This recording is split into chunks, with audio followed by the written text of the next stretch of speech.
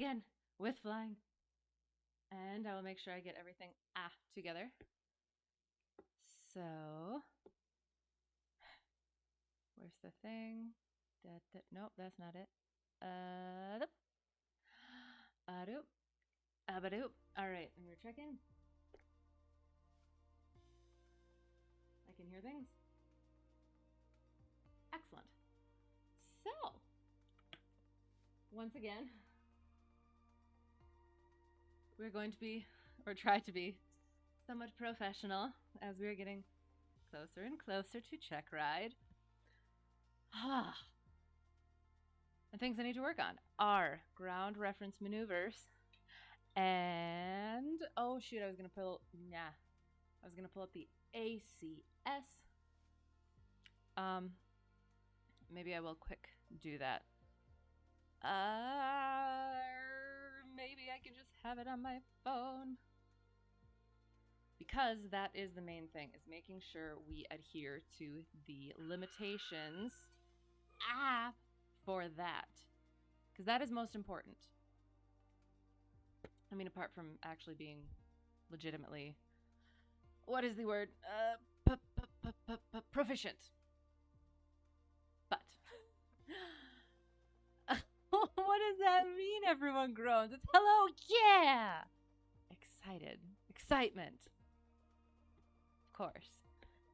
We're in Iowa because we need to find intersections for ground reference maneuvers. Everyone groans because you walked in. I don't think so, Tim. I don't think so.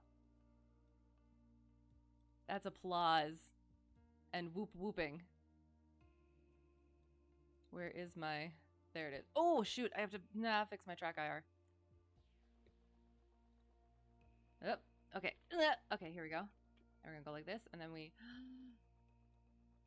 Center. Excellent. Boom. All right. So, hello, yeah! How's it going? I hope it's going well. I absolutely forgot to... I always forget to change the dang time. Clear prop! Oh, that's right. I have people on.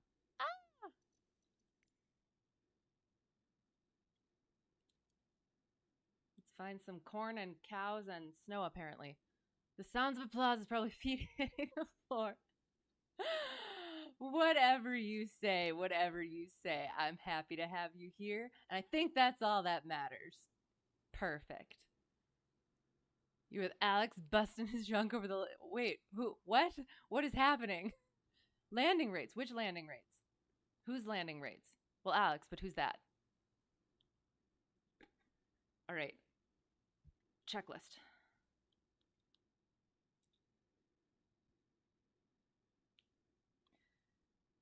This one.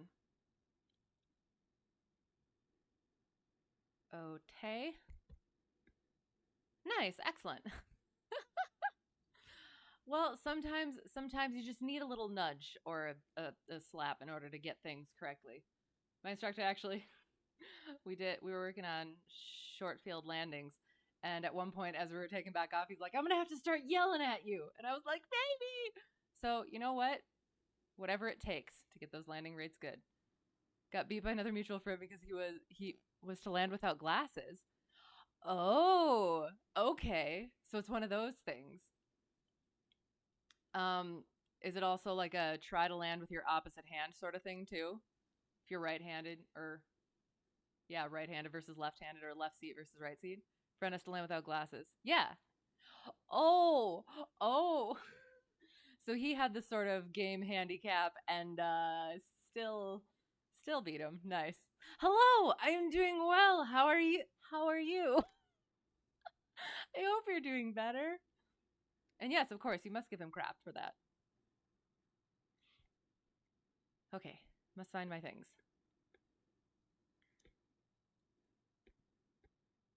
Nope, that's okay. And all right. So, yes. So, sort of what was going to go down, it was in an Airbus. Oh no. The one that had to do it without glasses? Or just in general? I don't know these things.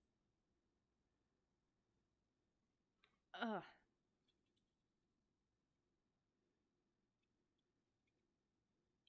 Okay. All right. You are good. Hopefully get to go home the next day or two. Yes, yes. Good. Well, sending positive vibes and stuff. Most excellent. And yeah, looking forward to when you actually do get home. It's a plane that flies itself, so that didn't help Alex. Oh no. Oh gosh. Well, it just takes practice then. Okay, so we're gonna get started. So we're gonna pretend that I aced the oral portion. I passed with flying colors. Ha ha ha. Um, or at least just didn't completely fail. And we go out to the plane. And so this is in Knoxville. I'm actually going to take off the name tags now that I think about it. We're in Knoxville because it seems somewhat close to the airport I'm going to have to fly to and meet the guy at and then fly out of and around. So, yeah. We're gonna do it. It's gonna be good.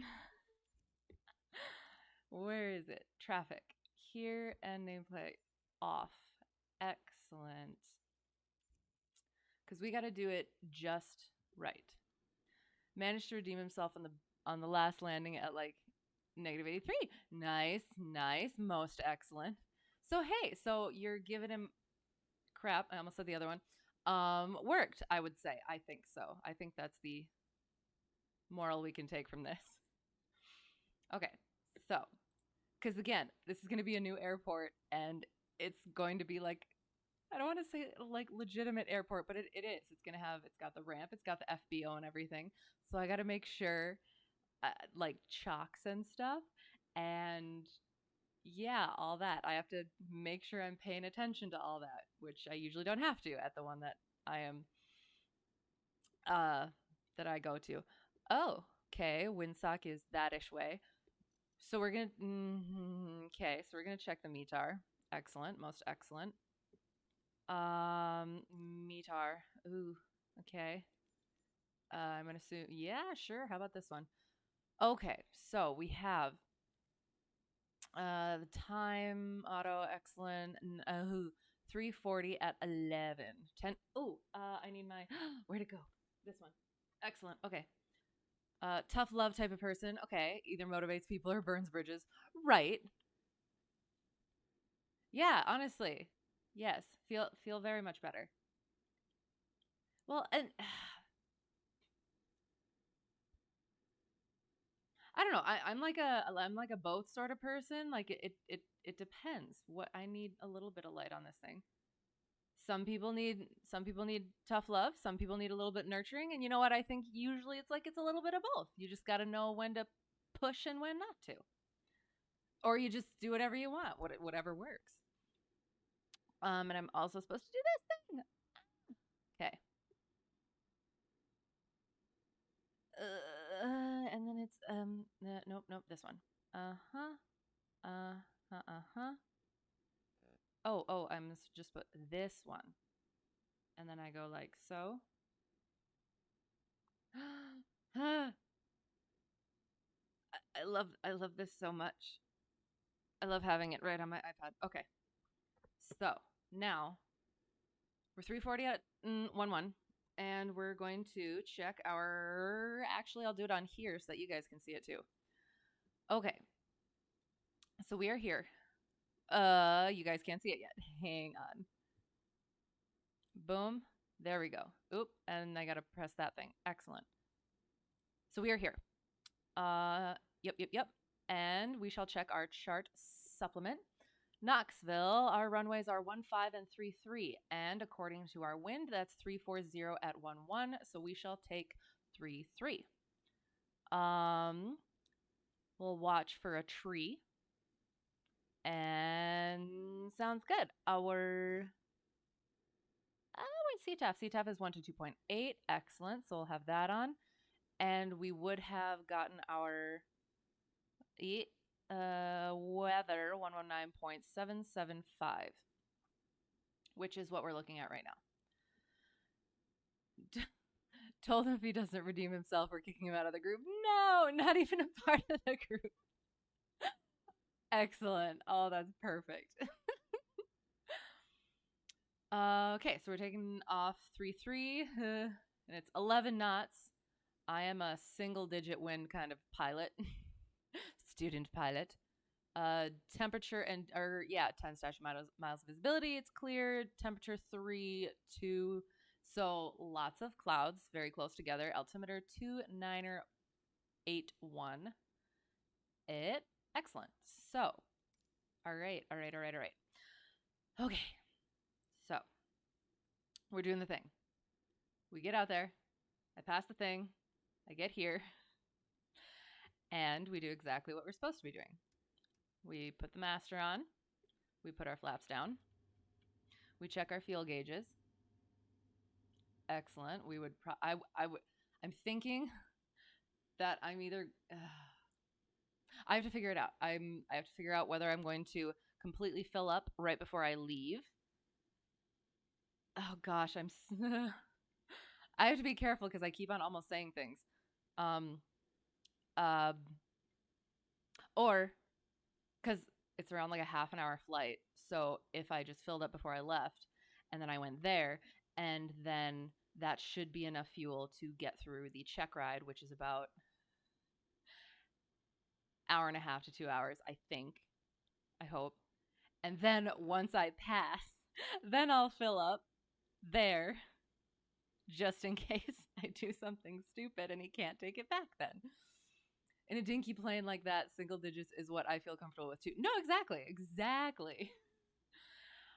Oh, like yeah. That's I do. I have to come up with like my what I, if he's saying, okay, what are your personal limitations? Single digit, single digits for taking off and landing, and that's including like within a couple of hours span of the time that I'm actually flying, because you never know, it could pick up earlier or go later. Okay, so yeah, so we're checking our fuel, and I would have already filled up potentially. I don't know. I want to go over to that airport with my instructor beforehand so that I kind of have a familiarity with it. So, okay, and then we put all of our lights, our nav, and I'm just going to do it exact. We don't have a strobe. It's in op. Beacon is on. Taxi, we don't have a taxi light. We just have landing light. Crosswinds is one of those things you probably want to build up to anyways. Oh yeah, no, exactly. We were doing, it was windy when we were doing ground reference maneuvers, and yeah, short field landings. Yesterday actually. And it was a pain in the ass. It was kind of nice because it made it more difficult to do them, which was also frustrating, but at the same time it was really getting I'll get into it once I get up in the air, hopefully. But having that wind to have that, like, really, you could really tell, and you really had to have the inputs and everything, rather than it being nice and calm, and then if there's more wind when I actually do Checkride, and then I'm not prepared for it. Yeah, and then doing the short field, it was a bit of a frustrating lesson, but I do. I'm gonna attribute it to wind, hopefully. So, did our lights, checked our fuel, and then we get out. Oop, that's not the correct. Okay. Look at all these snowflakes. Okay, that's a light. That okay, again, that's not the correct. I am pretty sure that is the strobe. That is the strobe. And I did not turn that on. That is not the beacon. The beacon is this one.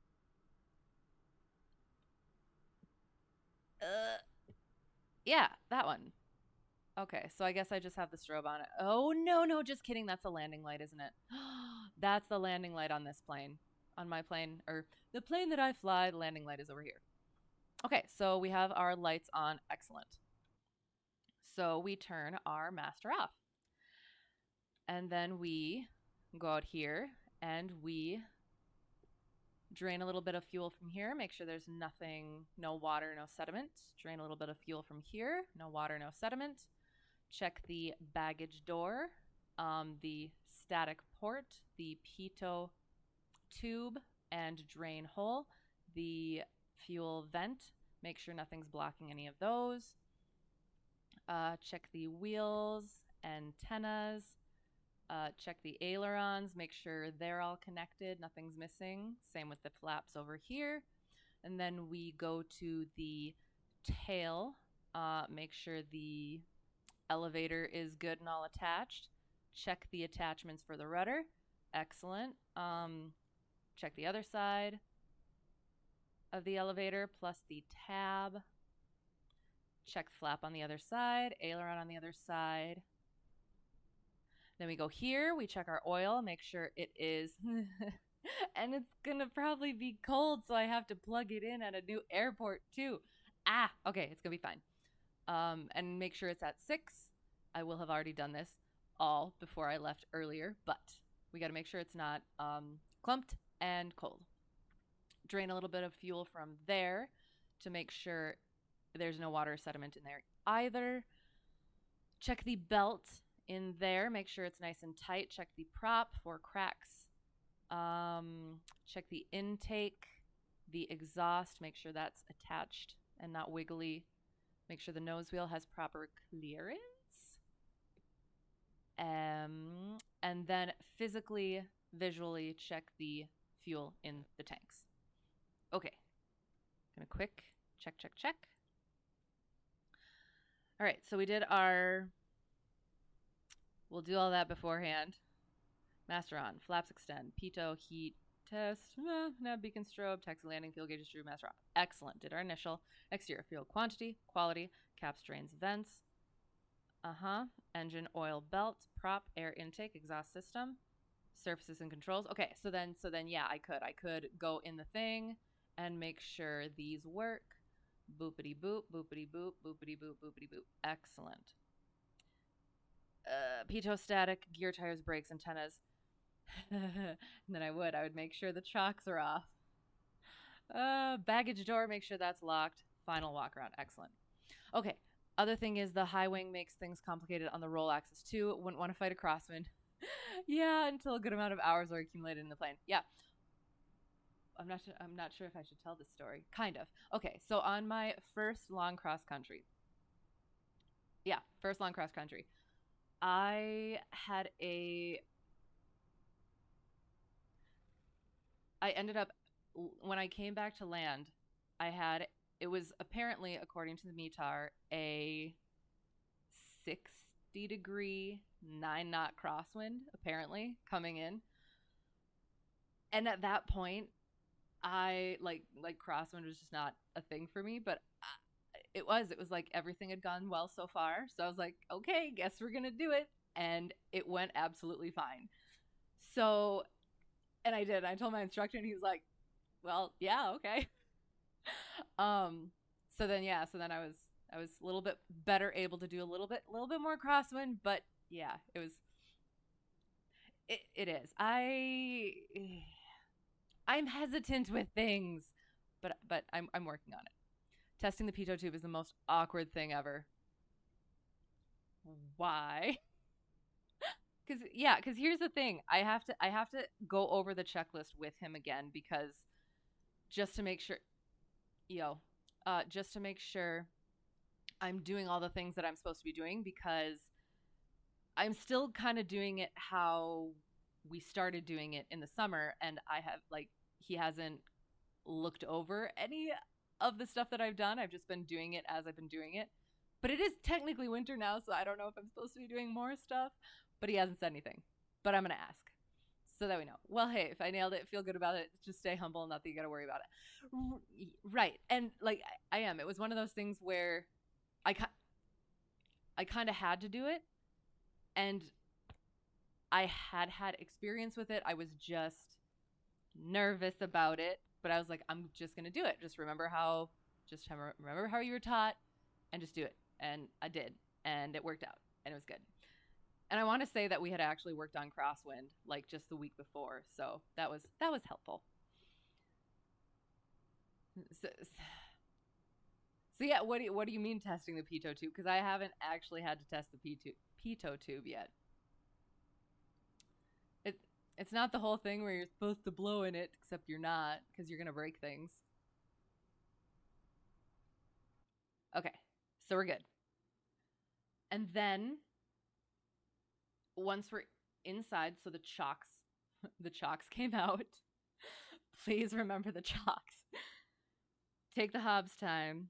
Check the fuel, circuit breakers, run the fingers along, make sure there's nothing popped out. Alternate static. Haven't had to test that yet. Brakes pedal test. Boop, boop, boop. Make sure those work. Passenger brief. I've also seen people suck on it to test it, which was, yeah. See, I think that's a joke, though. I, I, I feel like that's a joke. Like that's something that you tell the beginner pilots that, um, yeah. I don't know. I haven't had to yet. And maybe I haven't had to because I'm a girl and that'd be awkward. But yeah, so then passenger brief. I have a short passenger brief, but I'm also going to ask if I can throw in all the other stuff that I think you're supposed to do because I would with actual passengers. I would show them all the stuff. Like you got to do the doors. So yes, so exit out the doors to left and right. Here's how to work them. Keep them locked. Don't touch them unless it's an emergency. Um, Seatbelts on at all times. Here's how those work. It's a pull because it's an airplane, so test that a couple of times. Excellent. No talking during takeoff and landing. It's when we have the most workload, so I need to focus. As a passenger who hasn't flown planes before, keep your hands off the yoke and your feet off the rudder pedals unless I allow you to. We'll see what happens. And we'll be taking off from runway 333. Yep. And if we lose power on rollout, we'll stop right on the runway. If we lose power directly after takeoff and it's below 1,000 feet, we're just going to land straight ahead. If it's above 1,000 feet, we'll turn around and go back to the runway. Any questions that you have? Yay! Excellent. Oh, and also vents. Yeah, these are how to work them in case I need you to help me close them or open them. Yeah. Dunno, could be a joke. Could have been rednecks flying. Not gonna pretend to know because here's the thing: like, there, if there's something in it and you suck on it, it's gonna blah, blah, blah. But also, it creates the vacuum that then. But if you, I don't know. I know you're not supposed to blow in it because that can damage it. But I feel like sucking on it could also damage it. Sucking on the pitot tube could also damage it. I don't know. I will. I do have to ask my instructor about that. Good to know. Good to know. Okay, so that was our passenger brief. And we're ready to start. So we adjust our seats. Just a seat chicken. Excellent. Make sure that's nice and locked. I actually did have that happen on a soft field takeoff like last week where I did check it, but for some reason I have to check it better, I guess. So I don't slide back and crash things. Avionics are off. Autopilot we don't have. Carb heat, yes. Off. So we put our beacon on. I have the beacon on. We prime that baby. And it's going to have been cold. So we're going to 1, 2, 3. And we're going to do 4 just because it's chilly. Prime mixture is full rich. Throttle slight. Bada boom. Brakes. Excellent. We open up that window and yell clear prop. We put our mags in. We master switch it on first. And we magneto. And it's probably not going to start. So like the professionals we are, we do Control E. Perfect. Aside from the photographing one on an F-16 because, well, it was an F-16, never stopped looking at that kind of thing. Right. Yeah. And it is. It's very, very important. But, yeah. We haven't had to use it yet because you only get the ice thing when you're in visible moisture, and I always avoid visible moisture. Okay. So we check our oil pressure. It's gonna ramp up a little bit. I'm trying to. So the heating part of it, the pressure will usually go a little faster than the heating. So oil pressure is getting there. Excellent. And oh, wrong button. Flaps. Here we go. Wait, what about the moisture? Are you making a naughty joke? No, the you don't have to worry about icing. Uh, uh, uh. Don't take anything I say seriously, but this is what I have learned, been told. You don't worry about icing unless there's visible moisture. So if you actually like go into a cloud, or if it's like raining or drizzling or something, that's when you have to worry about icing. If it's clear, if there's no clouds, you don't have to worry about that. So you don't have to worry about the pitot heat carb heat because you're likely, most likely, not going to have icing because there's not visible moisture. Not too sure about that. Well, that's what I have been told.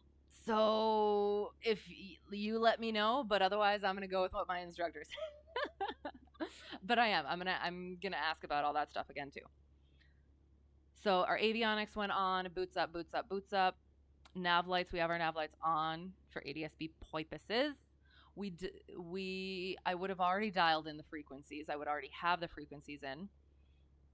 And then we would get our ATIS and AWAS, so we'll just do that again to simulate. So, yep, so it's still tree 40 at 11. So we'll be taking off on tree. And we make sure, nope, okay, not getting out of. Altimeter is, we're just going to say that's correct. We're at about 1,000. Perfect. Okay, so seatbelts on.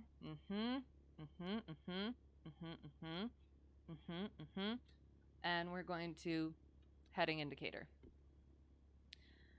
All right. And I'm going to have to ask too if I'm supposed to do the run up here or after I taxi out. But I'm going to, for now, we're going to do the run up here. Brakes set. Fuel is both. Excellent. Trim for takeoff. Excellent. Flight controls, we boopity boop and boopity boop and boopity boop and boopity boop. Excellent. And back, elevator, and down.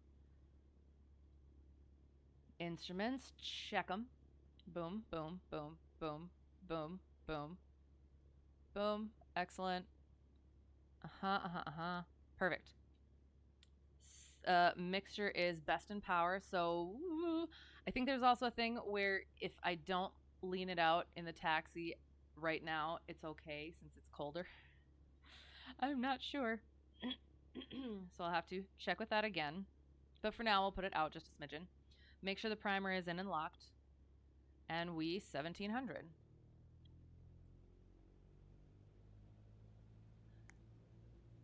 Perfect.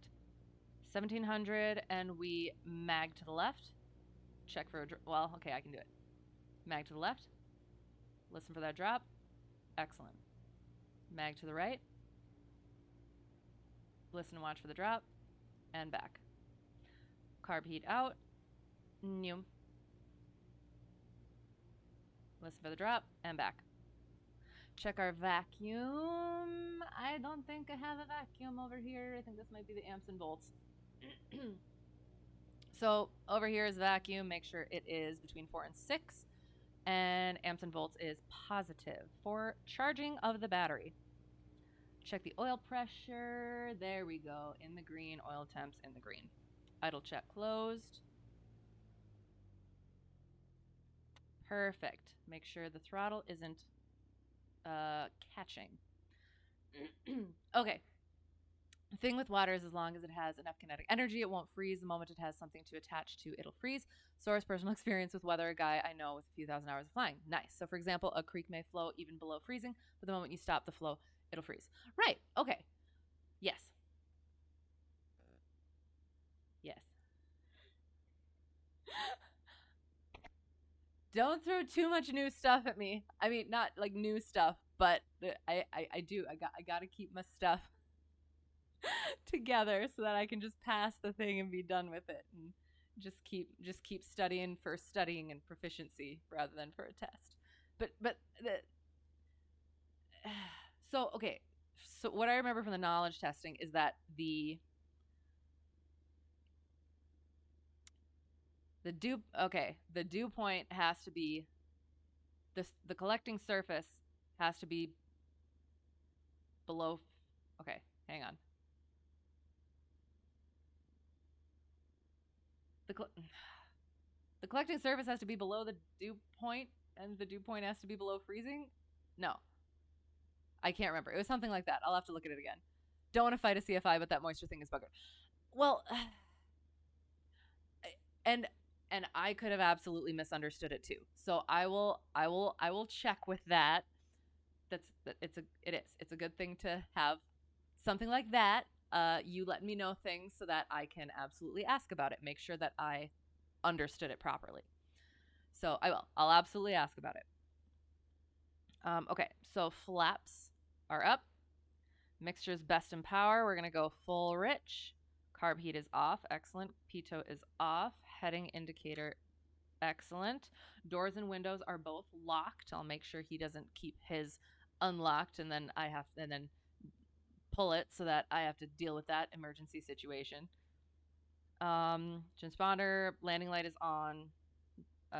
Time brakes release.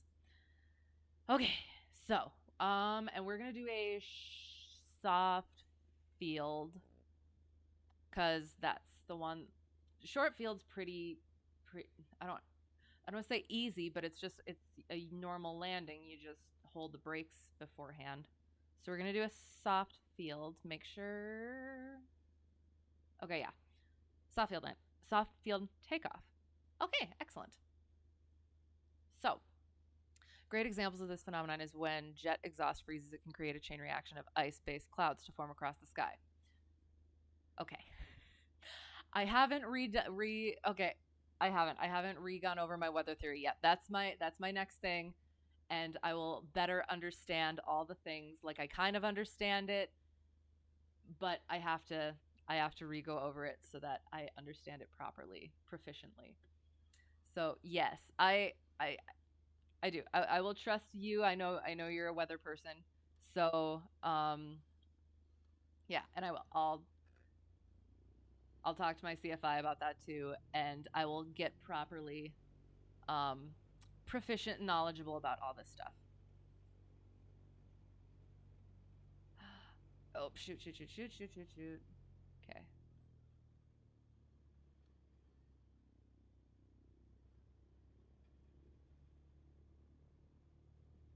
Uh-huh. Okay, okay, okay, okay, okay, okay.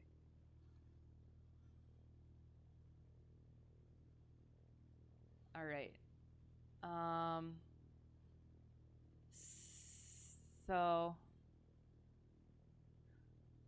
Knoxville traffic, Cessna Hotel Tree 1 Delta 1, departing Tree to the south. I don't know. Hang on. I know which way I'm gonna go in where my Checkride is, but I did not look here. So yeah, so we're taking off. Go away, go away, please. I don't know what that means. Okay, so we're here, and we will. Yeah, we're gonna go south so that we don't have to worry about the Charlie airspace. Perfect. Again, don't want to throw a bunch at me and stuff, and don't want to try and usurp a C5, but that moisture thing just really made me do. Okay, again. I could have absolutely misunderstood it. So yeah. So just take it like that. I probably misunderstood it. So that's probably what it is. So yes, I apologize for misunderstanding it, and I will check with my CFI, and I will understand what he actually told me. Departing to the south, Knoxville. Okay, and wind is definitely. And we're gonna do it proper. Like we're gonna taxi down and use the full runway. We're gonna keep our hands on the throttle, and we went over crosswind tax crosswind control for taxiing, which again, it was one of those things where, hang on.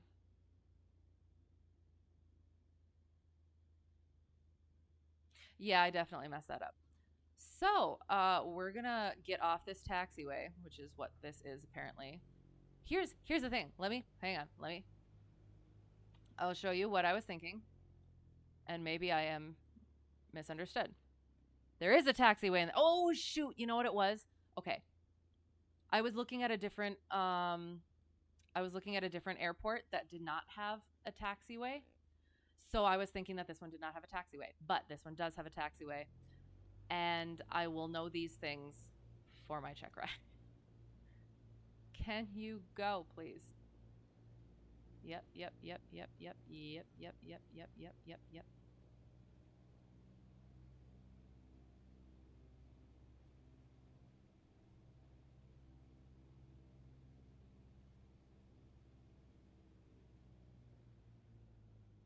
All right. We check our windsock again because we are going to be prepared for this. We're not a race car.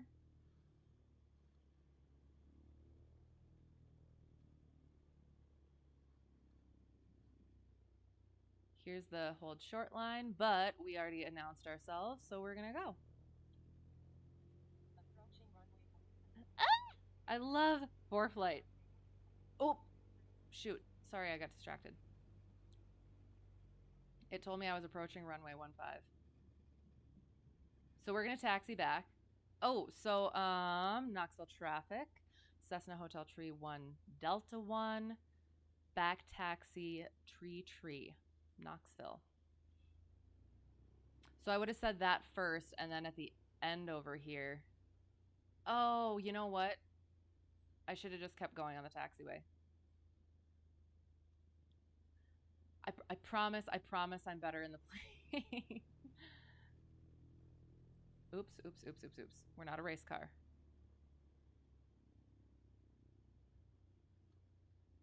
So yes, so instead I should have just taxied all the way down on that taxiway. Because for some reason I assumed that the taxiway wasn't going to go to the end of the runway, which wouldn't make sense at all, but you know. Okay, so we're gonna go like this, and we're gonna swing around. Noom. Oh, okay, hang on. We're gonna reset this up. We're gonna reset this up. Here we go. I gotta do things right. So we're gonna pretend that we did everything right, and we're coming from the taxiway.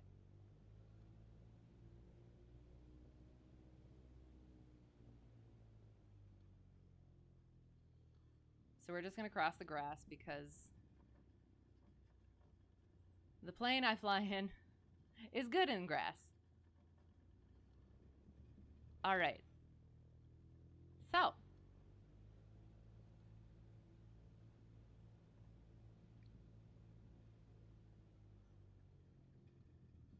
So I find out whether or not I'm supposed to say back taxi if I'm taxiing on a taxiway at an uncontrolled airport. And if so, I do that. I say that.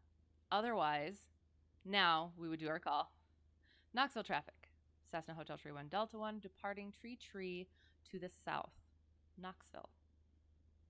And now we're doing our soft field takeoff. So we keep our feet off the brakes and we just use rudder. And we're just going to roll right in. I probably got to keep my... Oh, shoot. I was supposed to be doing crosswind. Yes, I know that. Thank you. Yes, I know that. Thank you. Oh, my gosh. Shh. Sorry. Now my ForeFlight's getting... Okay. So then we just roll right out on center line. And we have one notch of flaps. And we all the way out. Keep on that center line. Oh, and yoke is back, and then we just automatically go. We keep in ground effect. We, yeah, 60's good. I think that, yep, and we're off.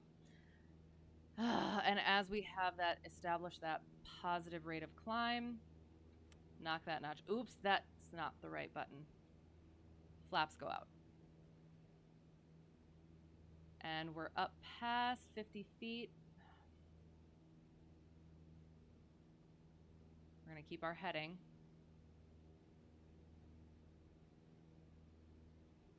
And now we're at 500, so we're going to take a turn.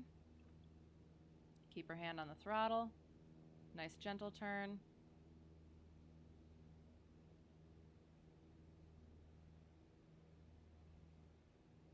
Excellent. Keep climbing.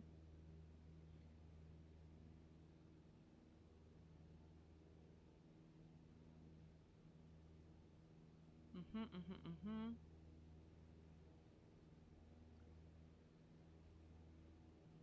we're going to climb up past pattern. But we're going to kind of turn a little bit. And go out at a 45-degree angle. Excellent. And keep climbing, except we're at 1,000 and we need to get... Actually, we're going to have to stay where we are. Because we're going to do ground reference maneuvers. Yay. So, we're going to cruise it out. So about 2,200, 2,300, and we're going to leave the mixture where it's at. Aggressive takeoff. It kind of is. That one was a little more aggressive than it should have been. So what I was supposed to do, and what I will do during Checkride, why does my throttle go further than I want it to? Was I had a notch of, so it's a soft field, so you got to keep the weight off the nose wheel. Let me get trimmed out, just quick. Okay.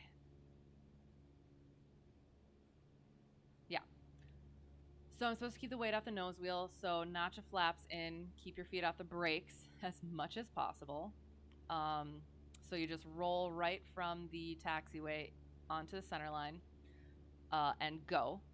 And you're supposed to have the yoke held all the way back so that the nose is like keeping it off, and then it's gonna get up into ground effect, and then you pitch the nose down and you're flying, taking off right over the ground, right over the runway for a little bit, so that you build up speed in ground effect, then you climb out of ground effect and go.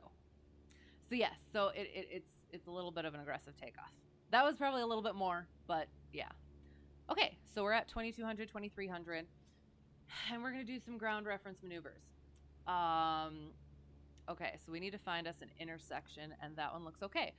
Our wind, we are in the downwind, so you know what? We're just gonna keep going this way. That looks like a nice road. Ooh, I like that intersection right there.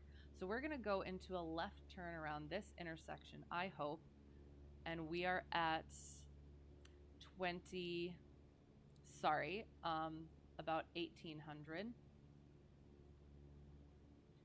And we're gonna see how this goes. So we're coming in it from the downwind. So we don't want to get too close though. So we're going to keep our altitude. And right here, we're going to have our steepest bank and back.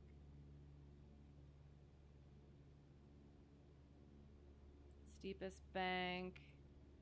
And then a little less bank.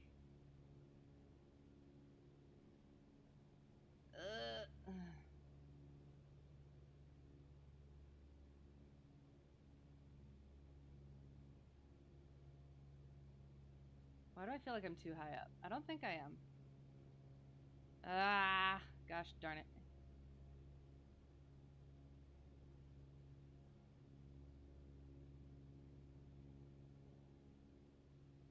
All right, we're gonna get back on track.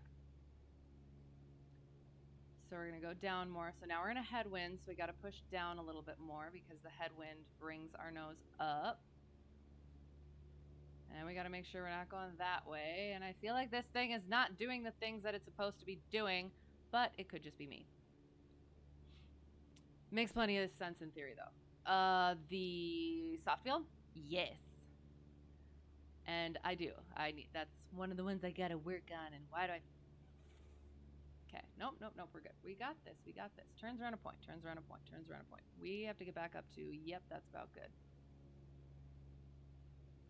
30 degrees of bank is good right here. Yep, and we're watching our altimeter. Excellent. So yeah, unless the wind is different up here, I should maybe check that. So yep, keeping that in sight.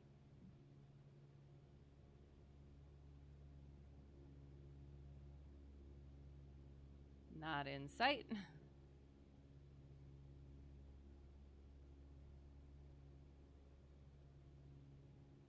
Oh, I was gonna check my, okay, hang on. We're gonna go like this quick.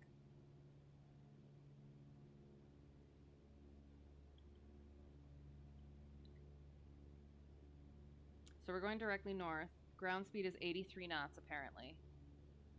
So we're going to turn 79, 78. Oh no, I forgot to do clearing turns. I need to remember to do that. I definitely need to remember to do that.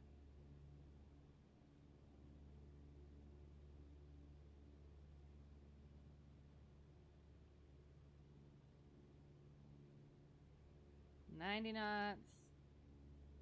But I also have to not be climbing or descending. 94 knots. 100 knots.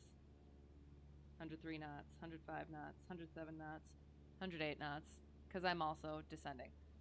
Whatever. We're just not gonna kind of worry about it. Okay. So we have to come from the downwind. So we're gonna climb up a little bit.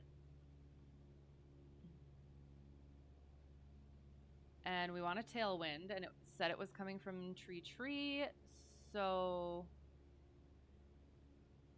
kind of. Yeah, yep. So steepest is here.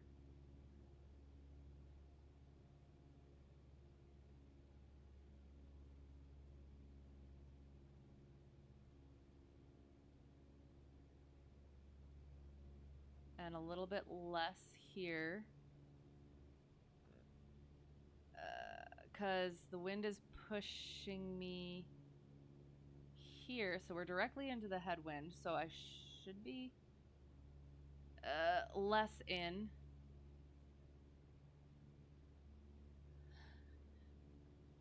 And now we're getting back, so a little bit steeper here. Okay. I need to like,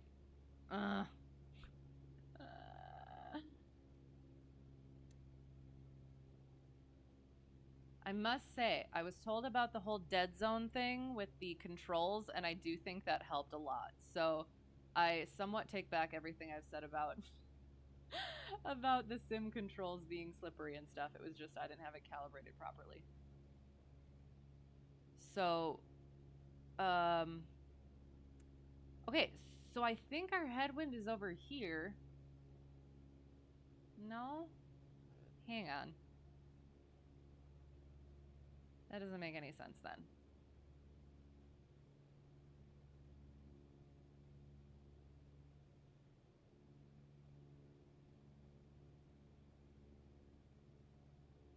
So we're picking our points, and that's what we're doing. We're picking our points. It's these bits. We're going there, and we're watching that altimeter. And we have a headwind, so we push it down a little bit. And we roll out a bit because then we have a smaller ground track. And then we do the thing.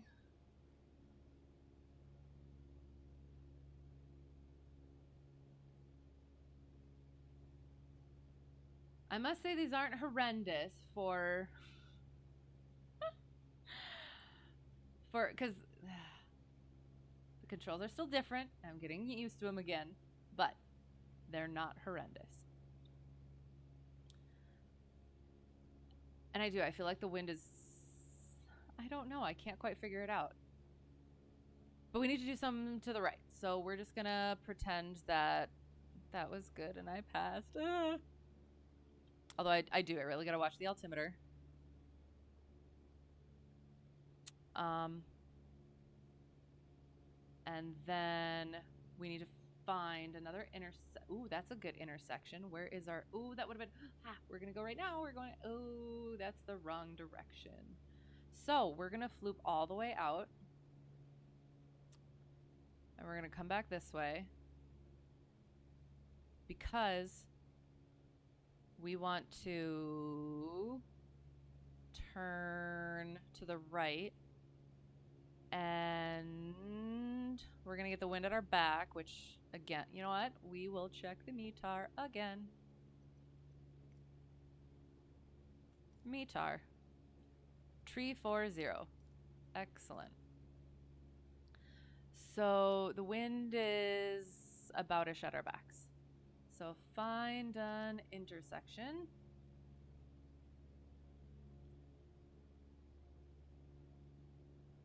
Oh, is that a nice one over there? Had no idea you could get METAR like that. It's new, I think. I am so pleased with it. Yes, I am. I'm very happy with it. So yeah, yep. Just right up in the weather. And it's a boop. Makes me very happy. Because I still have issues with their ATC stuff. So yeah, I just like getting it in text form. All right. So we're going to find us a nice intersection. And we're going to take our time. Ooh, that's a nice road. No, we're good. We're not descending. Why are we descending?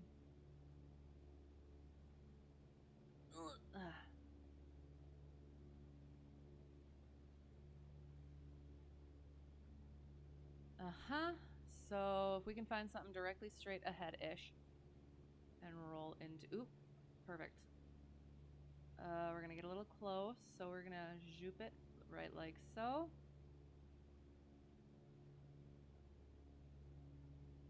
All right. Did I already pass it? Nope. I'm kind of close. Well, we could just do some S-turns. So this is our downwind, so we're going to do it kind of aggressively.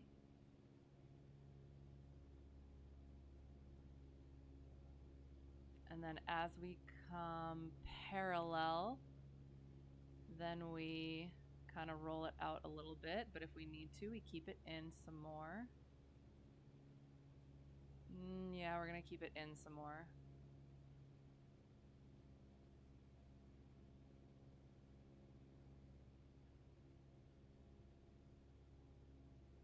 And then we're going to roll wings level as we come back over the road. Ooh.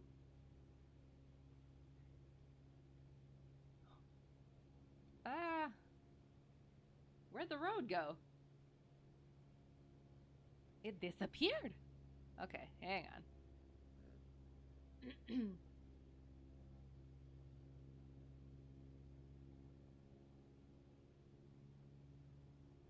All right, so our wind was once more at our backs in a little bit. Let us get ourselves trimmed back out. Okay, and then we find ourselves.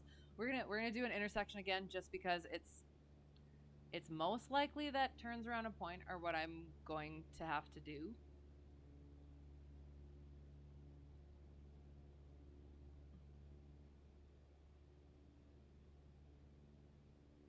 So we'll kind of find one sort of out in front, but also kind of out the window. Ugh, it is. The visual is a little different too.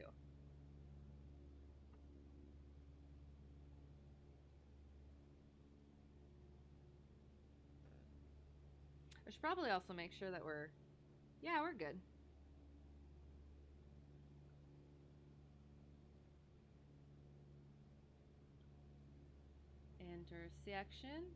Intersection. I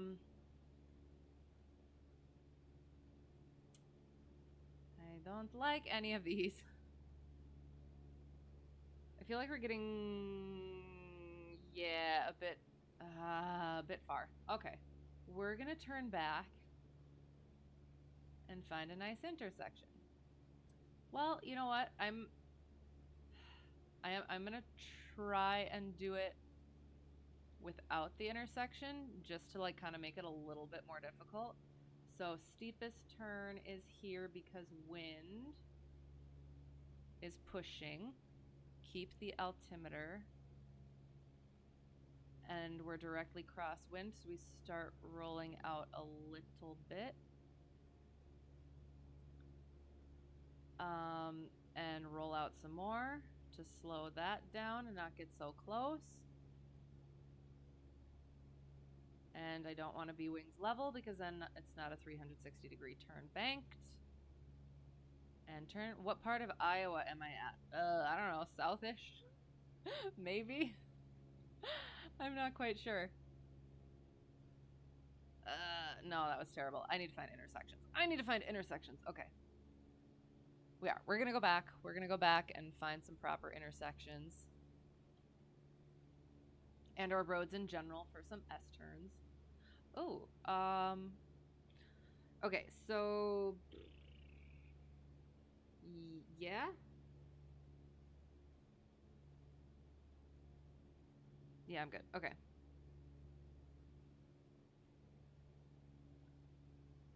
Okay, so we're oscillating. Excellent. Okay. We are, here is Des Moines, and we are right here. Boom. So we're like there. Wondering because the west side of the state is super rich in those crossroads. Oh, okay. I have no idea. I just want their intersections. That sounded kind of wrong. Their intersections so I can fly around them in my plane. Okay. Hang on. Let me find the wind again. Wind is that way. And I need to be downwind. So,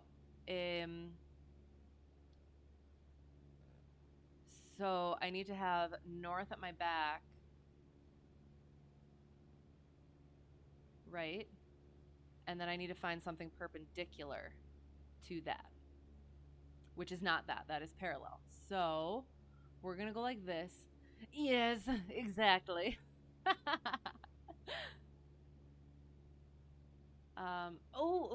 That's potentially good road over there for.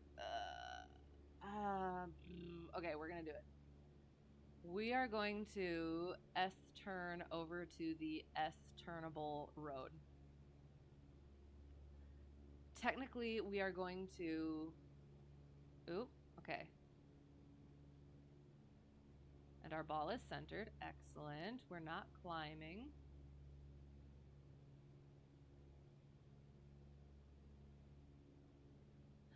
Oh. Is this the S-turnable road that I was just... Okay. We're going to go over. A good spot for those would be K Sucks. And yes, the name is Sitting Sioux City Sucks. No. Oh. Oh, no. Well, I did. I feel like because there's all this snow, it's a lot harder to see the roads. So I'm almost like maybe I should take the snow off. Because yeah, it's supposed, like, I think there's a lot of nice crossroads and intersections and stuff, but it's all covered up. Like this. Look at this. Right here. This intersection right here. Hang on. We're going to use this. We are downwind and we're entering. Which I would not be. Oh! Who is that? You? Who is that? Someone's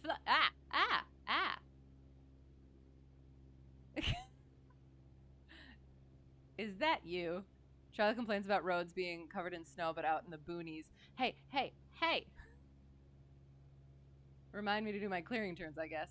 roads being covered in snow, but out in the boonies like this, that is 100% accurate. Well, where I am, there is snow too, and we did not have a difficult time finding roads. So I will just say that. All right, I want to turn tags on. You should fess up. Okay, so we need to get. So we're currently heading into the wind. So we are going to use that intersection. That's a very nice intersection, but we are upwind. So we're going to come around. Come around and get started in our downwind.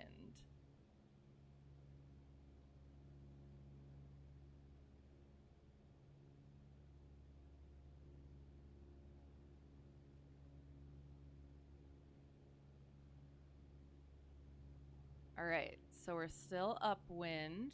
There's our point. There's our intersection. Have our spots marked out on the cross so that we can intercept those points.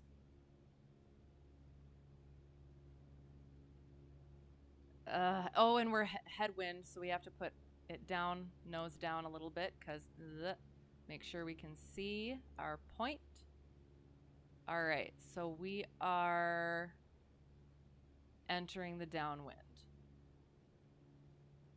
So, and I like that spot over there, so we want to turn a bit more, not get pushed. And once we hit that spot, kind of, and since the wind is, let us get pushed out a little bit. Be aware of our ground track and our altimeter, and why aren't you turning? There's our intersection, excellent. Watch that altimeter. And wings flipping level. Kind of, not level, but level-er, because we're getting pushed. And for the love, okay. I might need to adjust the dead zone again. So we're in a headwind. And we definitely busted our limitation. If it's the dry snow, it'll blow off, but any wet snow will accumulate on the roads and won't get cleared. Hello! Won't get cleared because there isn't enough traffic to justify that. Oh, okay. Right on. But I don't know. I'll have to like be better aware of that sort of a thing. Okay, we're coming around to. Okay, so we're still in the headwind, and we don't want to get pushed in, so we have wings more level. Because yeah, like it's not. I guess the one thing I would say, it's not that uniform though. Like I still feel like you can tell the difference between where the road is and where everything else is. Not you, by the way. You can't stand Cessnas. Okay, interesting. I have no idea. I will have to check at some point. All right. So, all right, now we're again now we have to ground track needs to be faster, so we steepen and make sure we're not lifting the nose. Ah. It's why you're so butt blasted. Charlie challenged you in a Cessna. Right. It's funny.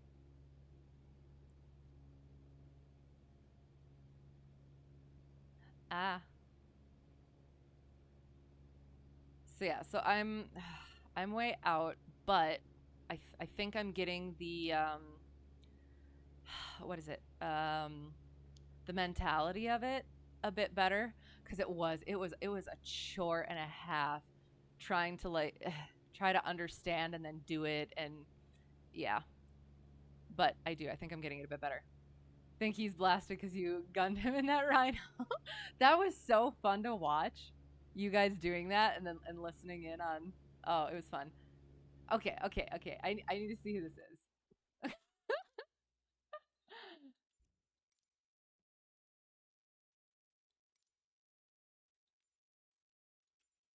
Boom. Resuming. Oh no. I feel like just the glance, it might have been a naughty name. Peekaboo. Oh, okay. That's fitting. Oh no, I've lost my intersection. Shoot. Well, okay, let's potentially do. Yes, this is gonna be perfect. This road right here. We're going to teardrop it. Oh no.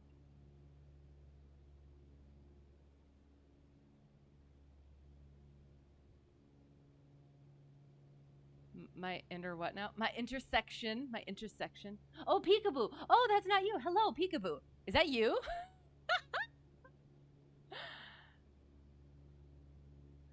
We're doing ground reference maneuvers. If you're interested in joining. That was you. Hello. That was so much fun. Oh, I love it.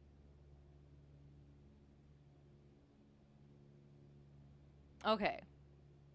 Now I have to find that road again. Mm. So we were, oops, downwind was this way. So we find our road again and we trim out properly. Okay, so we do north, we'll go north. Your student had your ground reference flight not long ago. Excellent, but a refresher is always nice. Excellent, yeah, I'm working on mine because I'm practicing for Checkride actually. So hey, fellow student. So where are you all at in your training?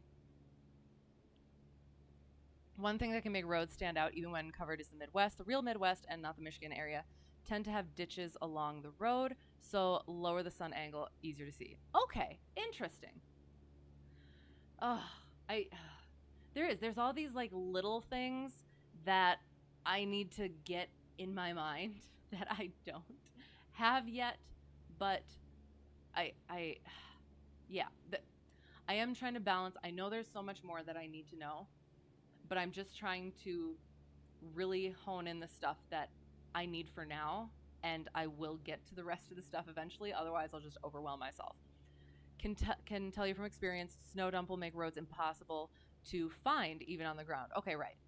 Just had your mid course, about to have your first solo as soon as getting your medical stops being a butt. Oh, okay, sounds good. Okay, I'm not sure what mid course quite means. I did mine part. I can't remember what it is now. Like it's fully independent and everything. I did my ground school all by myself, and my instructor's independent. Um, so awesome. You're gonna have your first solo. Excellent. Um, that's gonna be amazing. I remember my first solo, and then I dragged my feet, and my instructor had to nudge me with that. But yeah, I hope the medical stops being a butt for you. Um, I don't want to pry or anything about why, but I've heard other things about um, it's not necessarily personal. So if it's something that's not too personal, um, I had mine a while ago, so I don't know. But yeah, so soon, and that'll be excellent, and that'll be fun. And then, did you get your knowledge test done?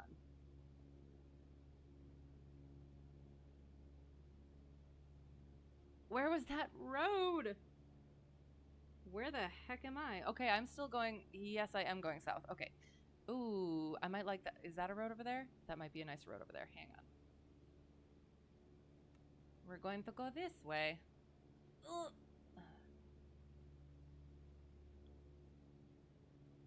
And then I do. I think I mentally have the wind stuff that I need to understand for this. So we're gonna go back and we're gonna do short and soft field landings. because oh no. Okay, I can't. Okay, hang on. Oh, yes, there is a nice road coming up here. Okay, so I'm gonna. Okay, so I'm turning a little bit this way. Okay. You have a history of ADHD. Okay, not a problem. So I just have to get notes from like 40 different doctors saying, "Yep, this dude's normal." Right. And oh gosh. See, and that's the thing is there's there's people who are flying that shouldn't be flying, and then there's people who it is. It's you're fine to fly, but there's just something that says that you're not.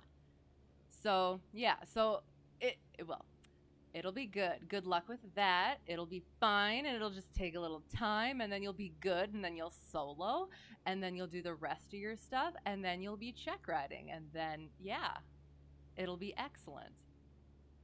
It goes really fast.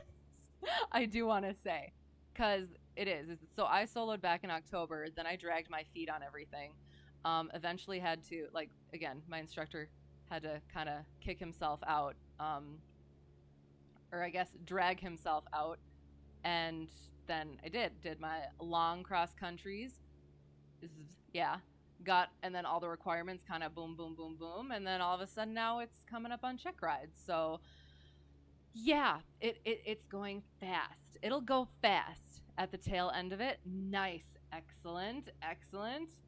Oh, that's so exciting. I love having fellow students on here because it is. It's something that kind of snuck up on me and I've just fallen in love with it.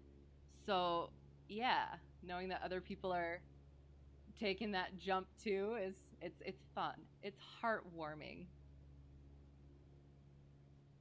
So once we hit that crosswind, we have our steeper bank and we bring it back in. We hold that altitude. And we're starting to get into a headwind ish. And we come back across and we are rolling out wings level, keeping at that 100 feet and back again. Steepest turn. The time is passing super fast. It's a little scary. Oh yes. Oh yes. But it's fine. It's good. Yeah, no, that's why I did. I dragged my feet after my first solo, and then I've been pushing myself a little bit more just because I realize it's not so bad, but then yeah, now it's coming up to the end here, and I'm like, oh no, again, I'm not ready, but it is. It's okay. See how it's darkish on each side of the road? Yes, actually quite realistic for the part of the country. Okay, don't know why you're still stuck on roads. It's your thing. Like when you're interested in something, you notice those things, and it's okay. Hang on. So we are into the wind. So we hold off on the turn a little bit more, and we start gentle, bringing it around. Recognize that ground track, and then once we get it, we keep rolling it in a little bit more. Once we get to that point, bring the nose down a little bit to keep that altitude.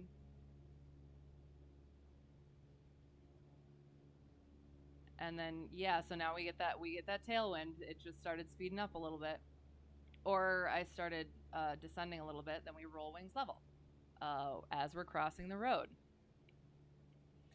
But yeah, when it's something that you enjoy, like you notice those little things in everyday life, and that's okay. It's fun. You pick on one. You yeah. Oh, okay. Hang on. Okay. Okay. Uh, can't get it fast enough. I want to get up and burn my money so bad. Right. Oh gosh. And that's the thing is, so again, I soloed back in October, and I could have been flying by myself all that time. It was nice weather. Now I have to worry about high winds and bitter cold, And I kicked myself after I really got into it. And I was like, okay, it's not so bad because I could have been flying all that time. And to be honest, I could have been done with Checkride by now. However, things just don't always go that way. You're from this part of the country. Right. Yeah. One of the things you pick up on one way or another. Right, right. Your plan is to get every rating possible and make a career of flying. Excellent. Cold is uncomfy but makes a happy plane. Right. So, and that's what I'm trying to, as I'm coming up to Checkride, I'm trying to figure out. I need the practice. However, I kind of like that cross of trees right there. We're gonna sorry, we're gonna try another 360-degree turn. Um, so we're gonna come out this way. Yes, definitely career in flying. So like airline flying or not airline flying? Because I'm definitely all about the career too, but I'm less inclined towards the airline stuff. Makes for good lift, but more drag. Sure, sure, but it's also flippin' cold when the heat doesn't work in your plane. And when you have to fuel from a truck that doesn't always start. We're not racing, so it's whatever. Right, right. Not really interested in the big stuff. Cool, excellent. So we understand each other. I mean, it's one of those things where maybe at some point I'll be like, okay, it wouldn't be that bad, but I'm just, I don't know. Part of the reason I want to fly is so that I can just be up and away from everything. But then you got like passengers that are, I don't know, screaming children and being stupid and yeah. So I don't know. That doesn't appeal so much. I know that you're like distance from your passengers, but at the same time, I don't know. It's a lot of responsibility too. Uh-huh. So we're bringing that down. We're at the wind. Yep. So we are uh direct downwind. So now we roll out a little bit, make sure. Love to get into being a ferry pilot or something with the smaller planes. Right? Yes, yes, definitely. That's something that I'm. Everyone like always asks that. It's like when you say like, "Oh, well, what are you doing now?" "Oh, well, I'm flying." "What are you gonna do?" "I don't know." But there's so many opportunities out there. It's just not something that I looked into before I actually got into this. So if you want to know like the dream, I think stunt pilot stuff looks awesome. I was a big movie person, so I wanted to be a part of movies, and I yeah, so stunt pilot, yeah, that could be cool. But until such time as that actually becomes an option or yeah, any of that, I'm very much excited about all the other opportunities too.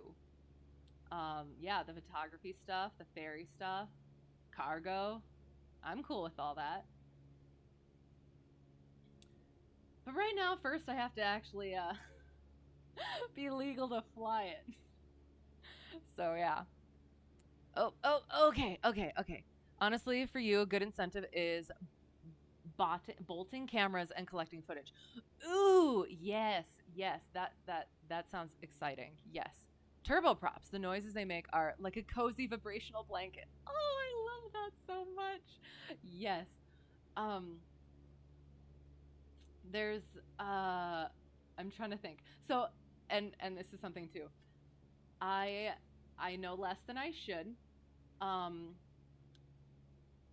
let me rephrase that. I know what I should for this specifically. I know less about airplanes in general than I should. So that I did want to. Well, okay, sorry, but hang on.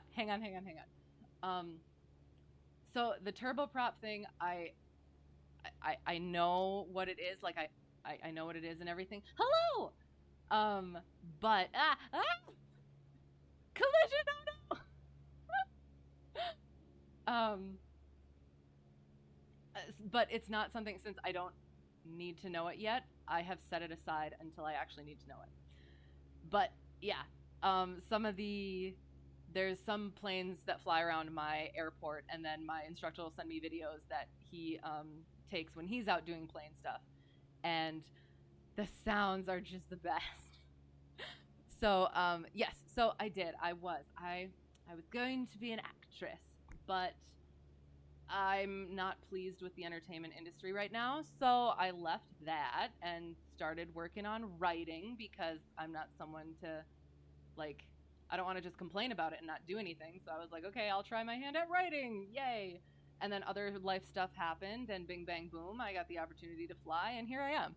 So yeah, don't text and fly. I know. I won't. No, I'm actually, to clarify, I always have to say this. Um, I am better in the actual plane than I am in here. I must say that always. For you, it's about the low bypass turbofan. Okay, in terms of noise. Okay, so you'll have to send me one of those because I do. I've really gotten into like the sounds of this stuff, and it's just such a happy feeling. Like I do. I love the way that you described it up there. The cozy vibrational blanket. Oh my gosh, I love it. Those scream. Wait, hang on. Those scream, such great sounds. Okay, excellent. Reason I ask is because Charlie said there are no good GA movies, and I was like, challenge accepted. So, okay, what do you mean by challenge accepted? You're going to find one? Because I remember at one point you guys talked about making one, which would be amazing. I think you finally settled on what camera to save up for. Ooh, excellent. Very cool. Boeing 707 sounds good. Ooh, excellent. I'll have to look at that again. No, you'll make one. Perfect. And again, that's what I was saying is like again, like and we've discussed this before, like the whole entertainment industry kind of being like, "Well, so what are we going to do about it? If we want the good stuff, we have to do it ourselves." So, good is the wrong word. Okay. You don't give it'd be easy. Perfect. Sounds good. Heck yeah. Well, okay, and what do you mean? So, no good GA movies. Are we talking like fiction or documentary sort of one? Like what do you mean? Fantastic. Yes, sounds fantastic. I am. I'm gonna have to go back and look up all these. See, I just want to say, as much as I have, well, actually, I should be. You know what? I'm gonna turn around. I'm gonna turn around, and we're gonna do them to the right. And I always need to make sure I do clearing turns. I always forget the clearing turns. I have to ask, like, when specifically I am supposed to do the clearing turns. Am I supposed to do the clearing turns before each maneuver, or I feel like I should. Ah, collision. Okay. Hang on. Bat 21, Cessna 337. So the Cessna 337 is the Skymaster, right? I don't know what Bat 21 is. Oh no. Just bought the 337 from Carinado. A lot of fun. I have heard that. I, I'm looking for. That's another thing why I want to get through the Checkride so that I can feel comfortable trying out other planes. Because otherwise, I feel. Ooh. We're gonna do S turns because this is a nice road. And um, this is downwind, but I want to do it to the right. I think so. Okay. A lot of fun. Excellent. Have some preliminary ideas in your head right now for a fictional ride, sure, that shows things going wrong in the flight, but emphasizes the training and consideration towards mitigating risks that a good airman or airwoman should do. Excellent. Do I fly the 152 in real life? No, I fly a 172, but I actually have to. I, I don't know. It seems this is the closest one to what even the steam gauge 172 is not like this is the closest to what my plane looks like and not the 172. So I don't know if it's just that old or if it was that specific not model, but yeah, so this is the closest to what like look to what I fly in real life. Plus I don't have the steam gauge 172 anyway. But it does. It works out just fine. Um And I don't know if I said like I'm very interested in the movie ideas. I'm that mm, I do. I miss movies. That used to be my life, absolutely. Um, so once you get that going and once it's out, I'm very much looking forward to yeah, have to have a watch party and everything. It'll be fantastic. Bat 21 has Gene Hackman. Oh, right. The movie has Gene Hackman and Danny Glover. Okay, I need to watch plane movies. After Checkride, I'll do all these things. Maybe that's what I'll do. I'm gonna take like a week off, and maybe that's what I'll do is I'll just watch plane movies because it's not. You never really take a week off. You're gonna say the 152 would be a cool plane to learn in. I'm sure. I'm sure it would be. And well, and actually, I've been casually looking at planes to buy, to train in to build up hours and stuff, and that's what my instructor suggested is the 152, because it's cheap and yeah, it it gets the job done and it's got all the stuff that you need and my throttle is down. Also, I should check wind again and make sure my I'm going to bring this up a little bit to 22 2300. Movies nowadays are awful. Yes, they are. Can't even get their exposure. Okay, exposure right. Whole thing is a circle jerk. I can do better and will when given the chance. Nice, excellent. Um, don't think you're normal if you don't casually look at planes to buy. This only just kind of started, so I have recently become normal, I guess. But the other thing is like hanger stuff. So, uh, yeah, I would totally live in my hangar. Not like in the hangar, like have an apartment attached to my hangar and live in it. That would be ideal. Absolutely ideal. But no, for the movie thing, like I and we could go we could totally get into a thing about this. I I did. I was all about movies and I finally let myself realize how words I can't say because I'm a lady. The industry is and how they're all yeah, they just yeah, they're not good. They're not good. We started watching like the older stuff and things have changed. Things have definitely changed. To be clear, making movies isn't even your passion. You're a videographer, not a producer, right? But uh, I think part of the problem, though, too, with the movies is that it is people. It's people making it now who have an idea of what making movies is supposed to be, but not. I don't quite know how to explain it. Like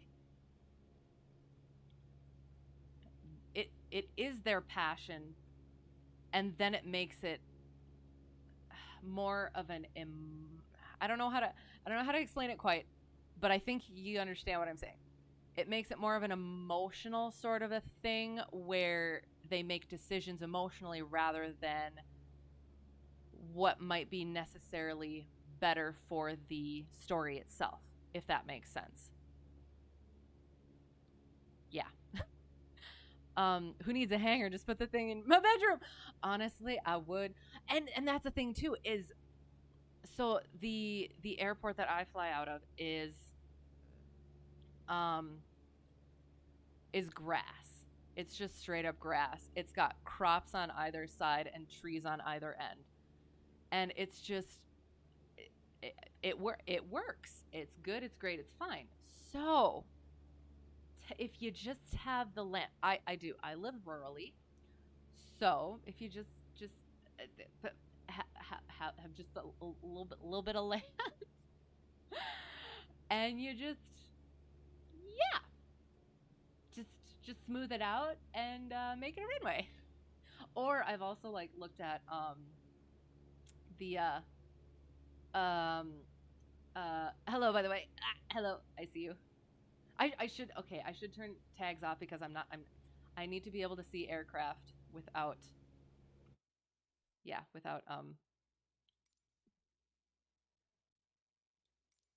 without name tags cuz in the wild People don't have name tags.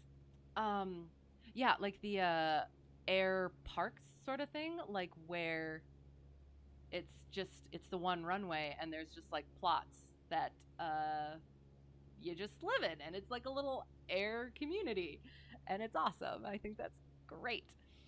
Okay.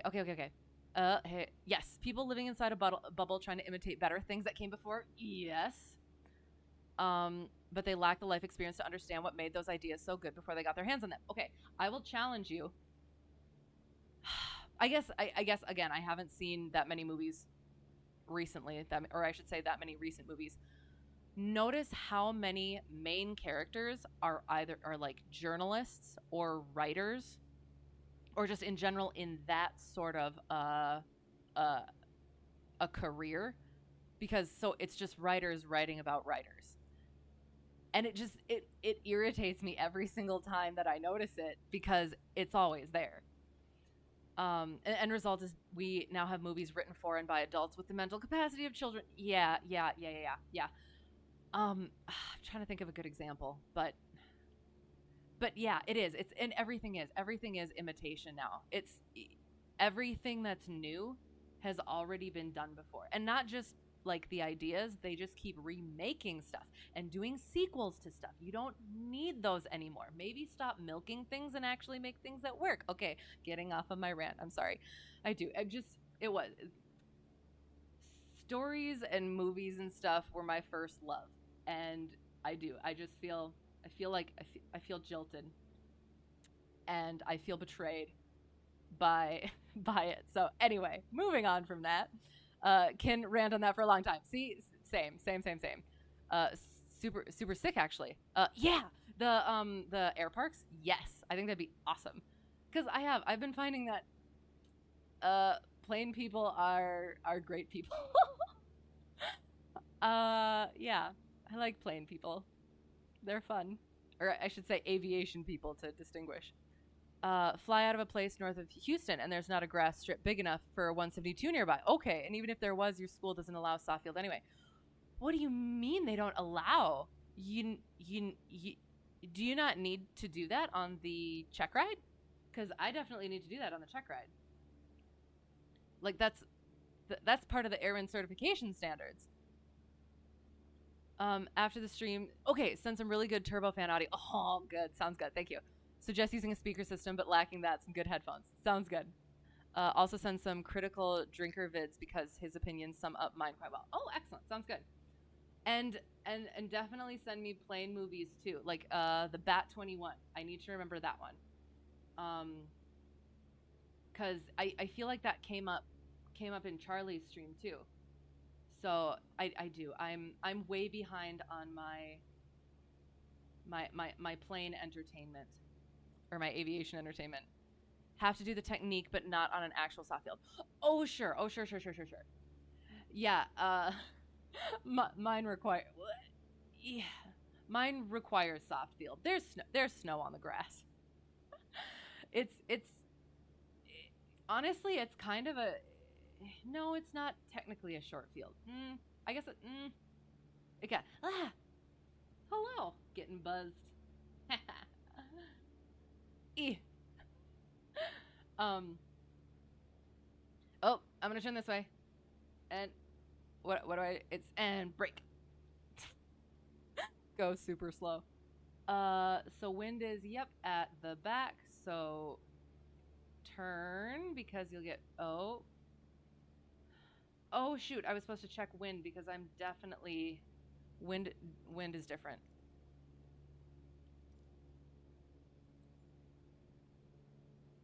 We're gonna try this one. No METAR available. This one, no METAR available. This one, no METAR available. This one, excellent. Okay. 320 at 9. Okay, so that was just okay. It seemed like it was shoot. Okay, hang on. Wind should be this ish. Oh, okay. So I have to find a different sort of a road, I think. Well, actually, we are. We're gonna go work on. Where am I? Okay, we're gonna head back to Knoxville. Um, I completely lost whatever train of thought I had. Okay, going back. Uh, yes, excellent. Yes, excellent. Okay. Um, yeah. So the the runway. I, I almost feel like it. So I do a normal landing, general normal landing, but like, ooh, hang on. We're gonna go this way.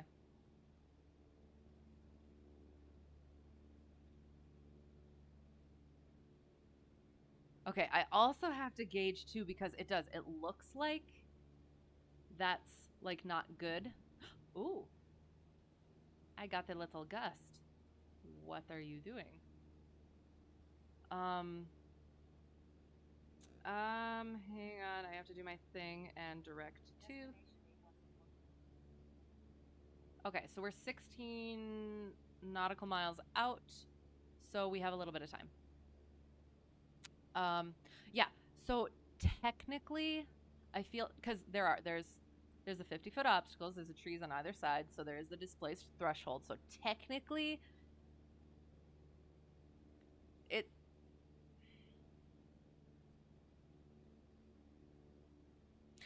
I don't think it is. I don't think it's necessarily short field. It feels kind of. I don't know. It's not necessarily short field, but especially right now, it's definitely soft field. With the snow on the runway, taxiing through it is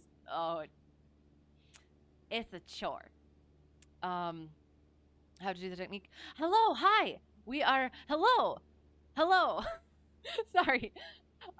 We are flying. We're going back. We just did some ground reference maneuvers, and we're heading back to Knoxville in Iowa to do some soft field and short field landings because I need practice for my check ride coming up. So yeah. So I assume you guys are plane people. I like planes too. It is rather new. But yeah, it's going. Nice. You're about to start flight school. So are you doing it like actual flight school? I did mine all independent, so I don't know anything about how that stuff works. So yeah. So you'll have to let me know that stuff. So like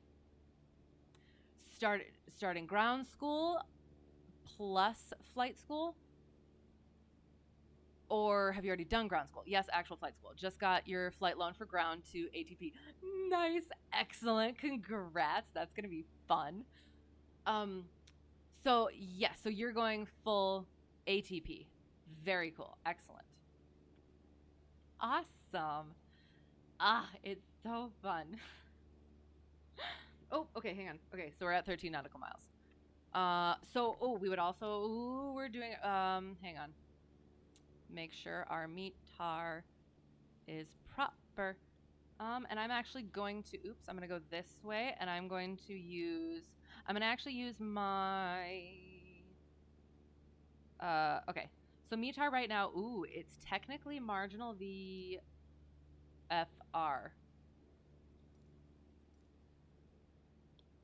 Oh no, overcast 1700. That's okay. Technically not.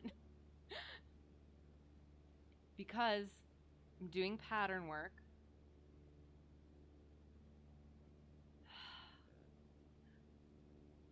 That's that's that's that's kind of cutting it close. Um, am I using ForeFlight? Yes, I love ForeFlight. If sorry, I should be quieter. But it's just so exciting. Um, I was using Garmin Pilot beforehand, and it was okay. But after having gotten ForeFlight and using it, it's amazing. And yes, so like my plane, I'm watching this plane on here, and it tells me where I am and everything, and it's very good. And I love being able to zoom in and it shows you like the taxi, not, yeah, so it shows all of it. It shows your runways, it shows your taxiways, and once you actually land, it blows it up and it, like, you can see everything and it's amazing. What's the setup I'm using? It's like semi VR. Okay, so Logitech yoke and throttles, Thrustmaster pedals, track IR. TrackIR Pro, I believe. So so yeah, so it's I guess if you're so get your yoke and everything and your rudder pedals, and then your track IR is good for looking around. It's excellent. So yeah, the I just recently was told about the dead zone stuff for recalibrating my controls, because I was having a tough time with it before, but it's been actually a lot better. So I do. I have some more calibration adjustments to make, but it did. I feel a lot better about it now. It used to be slippery and touchy, but it's all right. Okay. Um, Four Flight is very nice. Yes, yes, it is. Total overkill for Sims, but you have it, so why not? Right. Well, and it is. It's quite fun, and it is good because I got used to using the Garmin Pilot for like my cross countries and stuff. So I need to be okay using this um for Checkride. So I do. I have to get that practice in. So in the sim, perfect. Um, Checkride Pro. Yes, yes, yes. Very dope. Don't cheap out. Get the pro version. Yep, yep, yep. Infinitely superior to the default version. Yes. Last year, you upgraded from your $50 like 7-year-old joystick to honeycomb yoke and throttle, Logitech pedals, and TrackIR Pro. Nice. Oh yes, excellent. I I've thought about going honeycomb, but again, like I said, if I just calibrate it right, that's probably a thing. Oh shoot, I have to do my call. So, Knoxville traffic, Cessna Hotel Tree 1 Delta 1, 8 miles to the south, inbound for Tree, Knoxville. Sorry, I I always have to be careful because I almost say the places I'm dipping. Oh, you know what? Because we're supposed to be in cruise. We should have been in cruise, and we should have been leaned out. And we're coming in tree. So we're gonna bop out this way, and we're gonna come in. No, hang on. No, hang on. We're going this way and downwind and base. Okay. So we're gonna bop out this way.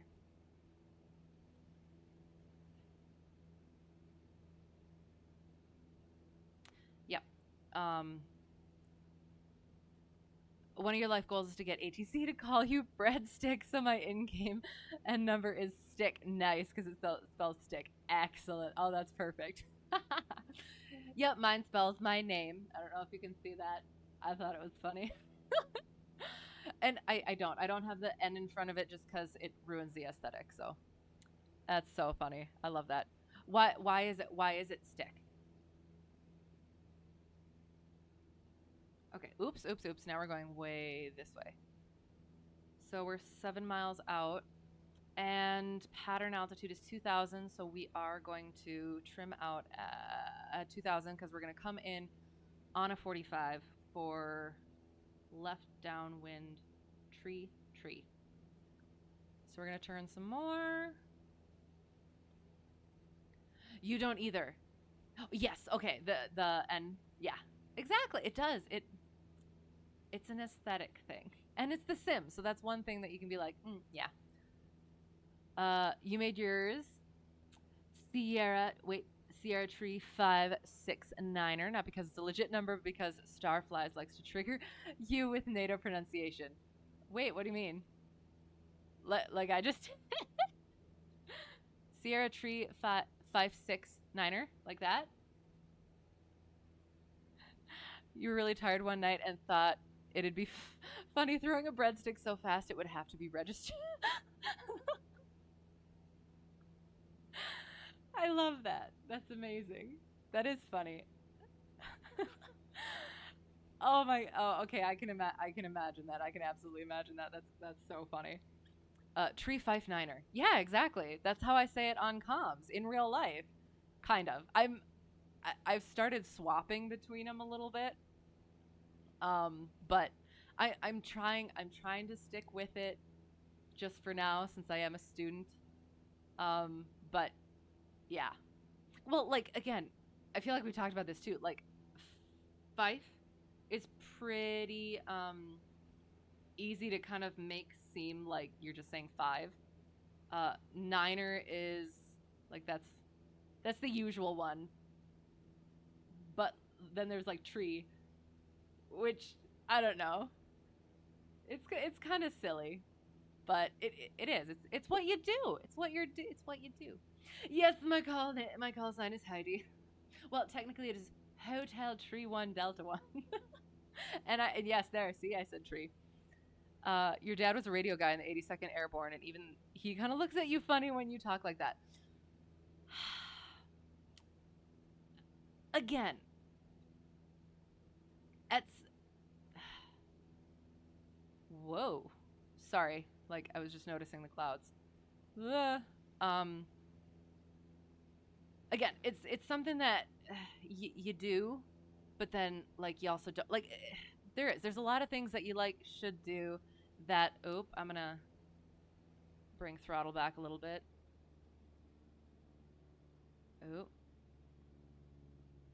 Lean it out. Although I'm descending and screw it. Um, there's things that you do that you should do, but you don't need to do, and you end up not doing. But if you got Checkride coming up, you do it. Yeah. So you just do it when you got to do it. When you don't got to do it, you don't do it. Niner makes sense, but you refuse to say tree. I started saying tree, and now I can't stop. I do. I switch between it, but it kind of amuses me at the same time, and I always do things that amuse me. So why not? You get Niner, the rest is just okay. But again, like with Fife, you can kind of make it sound like five.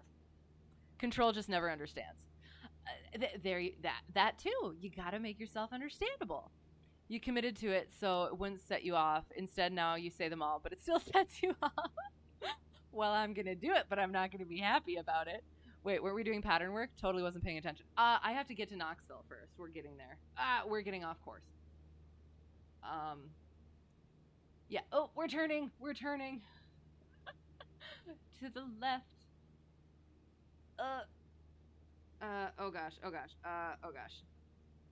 Oh yeah, we're gonna be like right on the edge of some weather. Okay. No, not necessarily. Well, I mean technically pattern work, but it's more for the landings themselves. Is that it? That must be it. Okay, so we're gonna come all the way around again. We're gonna come in a 45-degree like we're supposed to. And pattern altitude we're gonna go up a smidgen. So we're gonna climb just a smidgen. And I do believe I saw the beacon, even though that shouldn't be on during the day. So we're climbing just a little bit. We're finding our airport. Paying attention. 1, 2, 3, 4, 5, 6, 7, 8, 9er. Decimo. Oh, okay, right. I haven't done okay, I'm not actually sure. I've only ever heard point, I think. You forgot zero. Well, now you're just making stuff up. It's tree, fife. Well, I guess, yeah, 4. But that's kind of just like saying it. And then niner.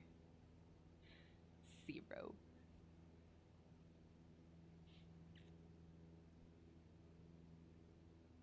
Okay. Oh, okay. Sorry, I do. I have to. Coming into the airport is also like, oh gosh, because I'm trying to do like proper 45-degree. Technically,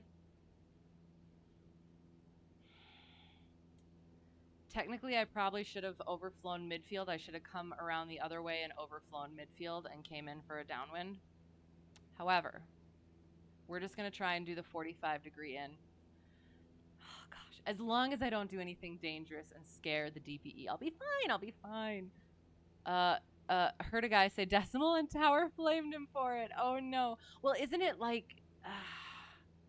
isn't that, like, more prevalent in, like... I don't know. I feel like Europe or like Canada or something. So it although now I feel like it was the opposite way. Like apparently the US says decimal, but I've never heard decimal, and everyone else says point. I don't know. I can't remember. Tower doesn't let anything slide. Nice, nice. I'm not towered, so I've had minimal tower experience, which is apparently a good thing. Um, I'm all checked off for stuff, so that's fine. That's good. So the reason for it was because NATO needed everyone being consistent. Right. So amendments was made to account for non-English accents in other member nations. Right, right, right. Your argument is just learn to speak the language. ACIO has adopted the standard, so ICAO nations use it. The U.S. it's not enforced, so it's inconsistent. Right. But honestly, that is for like a lot of things though too, because there's even the question about at uncontrolled airports, should you do a straight in? People do.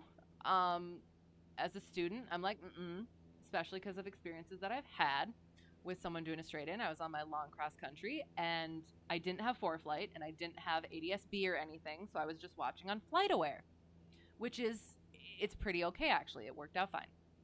So I saw somebody coming at my altitude. Can you stop climbing? I saw somebody coming at my altitude, ish, kind of, slightly below. I can't remember, and like kind of like convergy sort of thing. Um, and I could not see where they were. I was looking around, looking around, looking around, looking around, and I wasn't hearing any calls on the radio. And so I went up. I stopped my descent, and I went like I stayed, and I went around, and I went into the upwind. And then all of a sudden, I see down here, there it is. And that person went in for a straight in, and I called my upwind. And then that person was like, "Oh yeah, on final." I was like, "Thanks."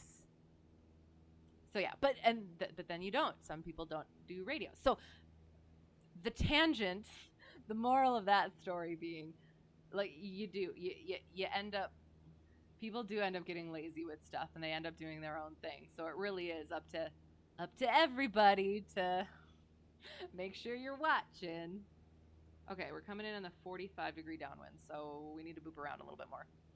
Basically, European equivalent of where English is the Japanese reconstructing English with sounds their language has, as it lacks a lot of sounds English does. Right, and I actually, I think language is so fascinating. That's another like I'm about stories and books and language and words like that because it's basically it's the external version of ideas. So, and then just the different ways that language has developed in different parts of the world is just so interesting. And then yeah, like having the different accents, and then this is another theater thing, like vocal stuff. How people have developed vocally in such a way that it's difficult to pronounce things any other way. So, yeah, it is. I love all those sorts of things. And that's why this is why I've like really enjoyed doing the flying stuff, because it actually incorporates all of my very many interests. And where the heck am I? Okay, so we're going this way. And we are climbing, and we're climbing because shoot. Okay. Um Knoxville traffic. Cessna Hotel Tree 1 Delta 1. Oh shoot. You know what? You know what? You know what? Okay, hang on. We're turning around and we're climbing. Because I had my throttle down. Actually, we're okay now. And now we'll bring it down and we'll trim it out. Okay, so we are very close. However, okay, so it's over there. And again, there's no beacon. There should not be a beacon during the daytime. Although it is MVFR, so that could be a thing. Relying on me because my iPad is basically dead. Oh no! Okay, so yeah, so we're over here. And if you can see the little blinky light, that's it. So technically, oh gosh, we're coming in on. Oh shoot! For floop's sake. We're probably just gonna end up doing a go around. Wait, hang on. Oh wait, that's the runway. Shoot, shoot, shoot, shoot, shoot, shoot, shoot. So that was not a good entrance at all. So we're gonna boop around and try again, cause if I do that, and that's another thing that I found is like, okay, you get the 3 Ds for Checkride. Don't do anything dumb, different, or dangerous, and you'll be fine. So I think I'm gonna be good with the dangerous. Like I think I'm gonna be pretty good. But I do. I feel like I do. I feel like I'm gonna be prepared. I'm gonna be fine in that respect. Once I actually get everything together. But I do. I just worry that I'm gonna get so nervous and I'm gonna do something dumb. But it'll be fine. But that's why, again, that's why I over panic beforehand so that I take care of everything, and then I know that when I'm in Checkride, I know past Heidi took care of everything. Too busy ranting. What are we even doing? We're trying to get into the airport, but I keep messing things up, and I keep trying to do a 45-degree entrance into the downwind, and it just is not having it. Okay, so now, okay, yeah. Reminds you of the KISS method. Yeah, a method you live by religiously. Yeah, I mean it is. It's one of those things. There's a tiny fly. Yeah, he wants to join the flying party. Okay, hang on. Oh gosh. Ugh. I can see this weather moving in. Oh, I don't like it.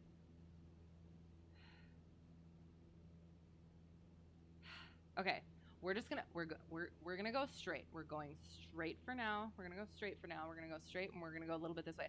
I'm so sorry. If you're following me, I'm so sorry. Again, I'm much better in the actual plane. I always have to say that. Aviation has lots of those. Lots of what? I'm sorry. I can't remember what we were talking about. And yeah, this is. Oh, it is not good. It is not good. Yeah. So we're okay. We're gonna find the airport again. Which again, oh god. So we're up at 2,900. So we're going to descend. Gosh darn it. And it just keeps you on your toes. It's all good. Okay, good. I'm glad. So we're gonna get in there, and we're gonna try and do so what we worked on. It was just yesterday, wasn't it? Apart from ground reference maneuvers, was short field landings. So we're gonna work on the short field landings because that one actually has a limitation. I will have to look again. Oh no, it's a cloud. Diving. That one has a limitation where you actually do have to stop within 200 feet of the point, of the chosen point. I don't think that soft field has any like specific limitations. I'll have to check for that though.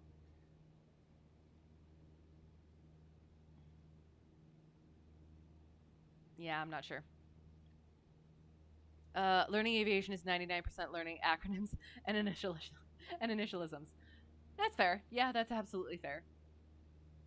That was one of my when I was reading through the FAQ, one of my specific highlighter colors was abbreviations, because oh my gosh, they're everywhere. So bad with acronyms. Yeah, that'll do it. But I mean, it is. It's probably one of those things though too that like eventually it just kind of just becomes rote, I guess. If you study military aviation like you do, it's acronym hell. Oh no, oh no. Oh, and we're turning. We're going right. Turn to the right. I'm so sorry. Again, it's a different sort of a visual.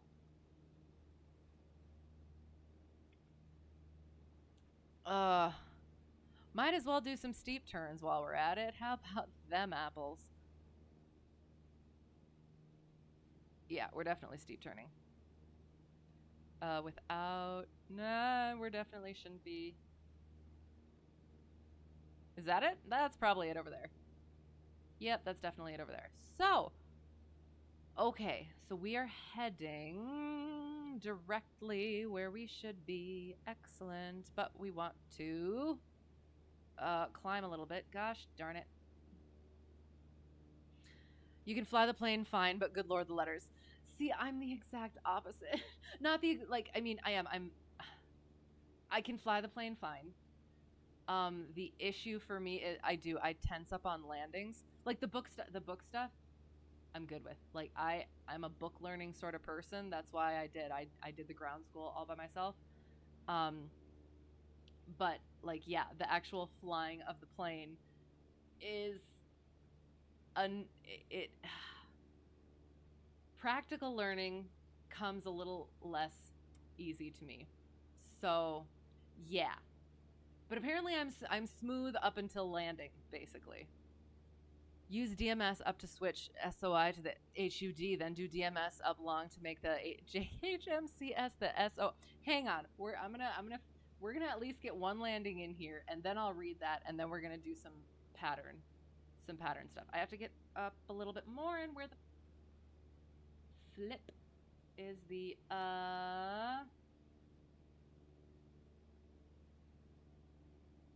Where's the runway? I don't see the runway. I blame the snow again. But also my lack of looking.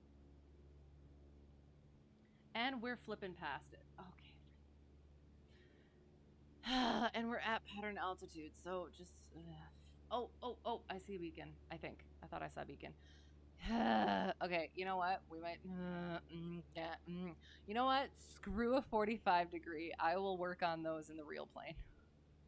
Let's just get. You know what? If we can find. No. We're gonna do it right. We're gonna do it right. We're gonna do it right. So since we're turning back around, I'll finish reading that. JHMCS, the SOI, place the SPI, but tapping DMS up, at which point you can use the ICP and DED to set it as a mark point. Nice. So yeah, acronym hell. Sounds like it. Hand on a yoke and the other on the throttle is your natural state. Good. Yes, it's where you belong. Not a pencil in hand, cramming strange words into my mind. That's me. Cramming strange words. Oh yes. I am. I'm absolute bookworm. But but that's the thing, like it's kind of like it's kind of shown me that like I can do it. I'm rusty at the practical learning, but I can. um but yeah, it does take me a little bit more to get. I understand the concepts, like I'm perfectly fine doing that, but translating it into actual doing of it takes a little bit. It's a little bit frustrating, but tappins, and for the love, we're gonna do a nice gentle turn. Okay. Great with these strange words when you learn them at your own pace and you're not going to be tested on them. Right, which is honestly, that's kind of where I am with the Checkride stuff. Is like I just want to get it over with so that I can continue learning it. I'm I love learning about it, but the whole the timing thing and cramming for it and having to have it done and everything, which I don't have to. If I'm not ready, I can push it off and everything, but it's still something that at some point I have to do. So yeah, I'm just looking forward to getting it done so that I can continue getting proficient at just a good, decent pace. Although it could just be my whole mentality of, can you turn, please? Uh, so I should be checking the METAR again. Yeah, PPL is a license to learn. Oh, okay, quick thing. So apparently, and if you learn different, that's fine too. PPL is actually British. So technically what we get is a certificate. During a ground school session, my instructor actually said that. So I said like my license and everything, or my PPL, private pilot license, and he's like, "Is it a license?" And I was like, "Yes." And he's like, "No." And I said, "What?" So yeah, so it's a certificate, and that's kind of what it is. The whole PPL thing came from like British stuff, but like that's what I've been learning, and that's what I've heard and everything. But now that I look back through all of my legitimate texts and not like researching other things from other people just on the internet, it never says anything about a PPL. Oh, and I was so upset about it. But yes, so just yeah, that just little nugget there that ticked me off because I learned it one way and then had to be told the other way. Those wondering, yeah, DMS display management switch, sensor of interest, heads up display. I did know that one. Joint helmet mounted queuing system, sensor point of interest, integrated information panel, and finally, dead display entry display, display entry display. But I repeat myself. Okay, sounds good. I still don't understand any of it, but that's okay. Yeah, but certificate is less impressive sounding. Right, but it's like the same thing, and but again, like it is for me that I'm actually okay with that because I don't want people thinking that I can do more than I can do. Because I even after Checkride, I'm like, am I going to be taking passengers up right away? Honestly, probably not. We're gonna wait with that. So yeah, I'll just say it's not a license, it's a certificate. Do you really want to come up with me now? Didn't think so. It's hard to shake. Right. No, exactly. And that's why. I'm just like, if it is, if it's one of those things where I can be like, do it now so that you or like and again, during check ride, I'm assuming it would be one of those things where if you did say that to the DPE, oh, it's getting my license or whatever, and they're like, is it a license? You'd be like, well, it is a certificate, and they'd be like, okay, you got it. Not technically a license because you don't need a license to fly. Oh, sure, fair, maybe. Well, and that's the thing is like, I mean, technically you can fly solo. I mean, with endorsements and everything. So the only other thing is you just don't need those endorsements at the end. Well, plus passengers. Guess it makes sense why it's a cert and not a license since you essentially need to re-up constantly on it. Yeah, no, that's fair. That is absolutely fair. And I guess it depends on your definition of constantly. Because I mean, if it is, it's the every 2 year. Well, okay, so I guess do you mean like the landings and stuff like that, making sure you're up on that, and then like the medical, and then the yeah, then making sure you're re get your flight review every 2 years, or do another check ride, get another rating. Um, sorry, digital entry display. Oh, okay, that makes sense. Okay, sounds good. Keep their expectations low so you never disappoint. Exactly, that's one of my mottos. Honestly, though, that's how you live your life. Good. Oh my, yes, absolutely. It is like what? Because then either you're pleasantly surprised or you're not disappointed. Like you were ready for it. Again, you don't require a license to fly. Yes, your certificate means you're educated to an extent in aviation. It's like getting a certificate for any other school. Right. Right. But and that's the thing is because okay, hang on. We're actually just gonna get into a downwind. I'm not gonna do the 45 degree because I'm not good at it yet. I'll just practice it. But we are gonna actually get into a flippin' downwind and land this thing. And then we'll do some pattern work. We just have to find it. Oh, no. Yes, no, yes. Again, I blame the snow. Um,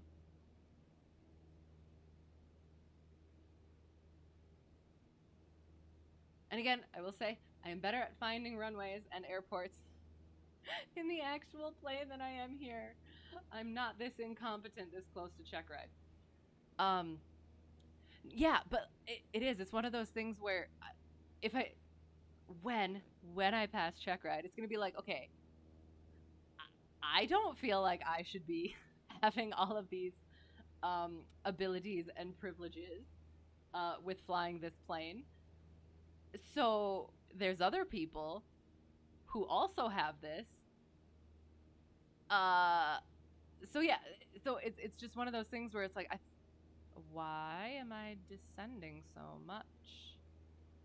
Are you oscillating or what? What was there wind? Um, see, oh, I think that's it. I think that's it. Is it? Okay. Okay. We're just gonna come into land, and then we'll get back up and short field. Cause we just need to get on the ground for a little bit. Or okay, hang on. Oh, We're past it again. Okay, we're just gonna come around. We're gonna do it an extended downwind. We're on an extended downwind. Knoxville traffic, Cessna Hotel Tree 1, Delta 1. Left extended or ex, le, I don't know how you would say that, I guess. Extended downwind, left base, tree, Knoxville. Um, okay, any other school. Like, for example, if you want to get into computers, you don't get a license, you can do it on your own. But if you want a job, you get certified, right? Typically by CompTIA. It too has to be renewed. Not impressed. Oh, well, you shouldn't be because I'm much better in an actual plane. Kidding. Oh, okay, sounds good. Well, no, it's yeah. I'm having some navigational issues, but we're gonna get there, and then we're gonna do some landings, which I'm supposed to be doing. But you know, we're just BSing about planes and stuff. So, yeah. Finding strips in the sim can actually be kind of hard. Yes, even though they have the beacons on, which they're not supposed to have. Although, again, technically, we are in MVFR at the moment. So,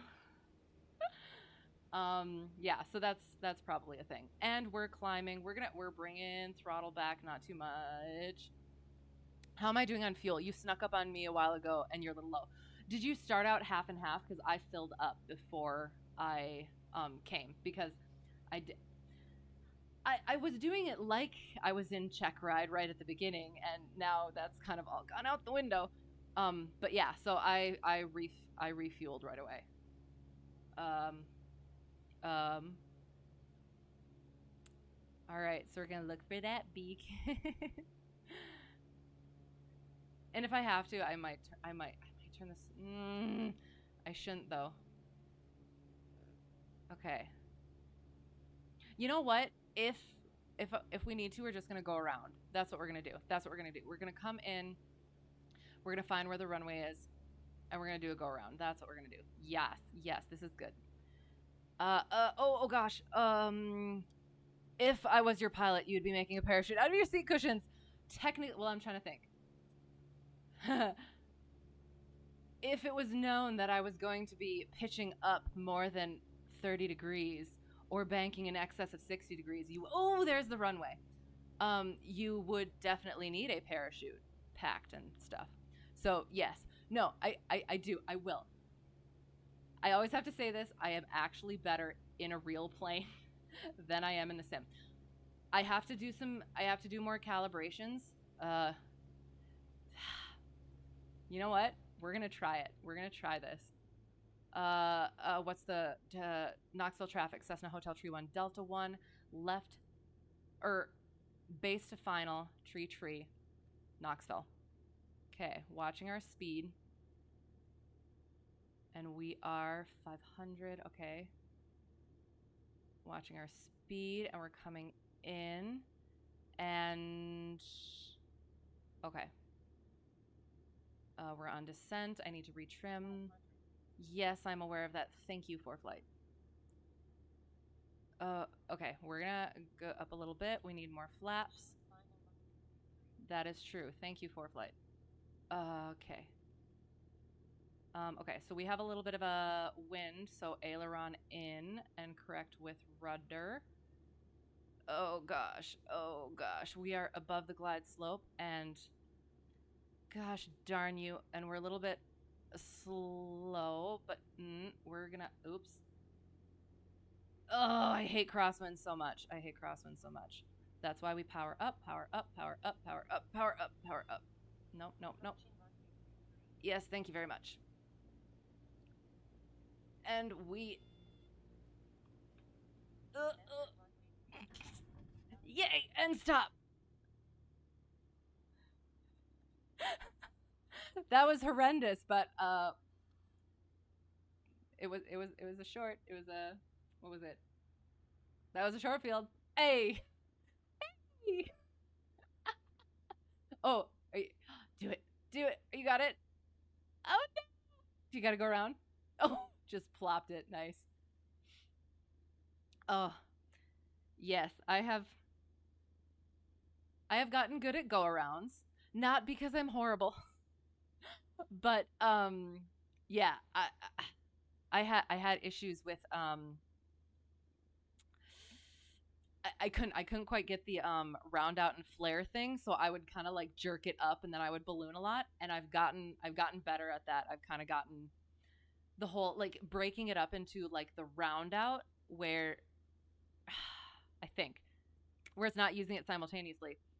So you round it out so that you're flat, and then you just, at least mentally, you round it out so you're flat, and then you start pulling. Also, with stalls, stalls are actually very helpful.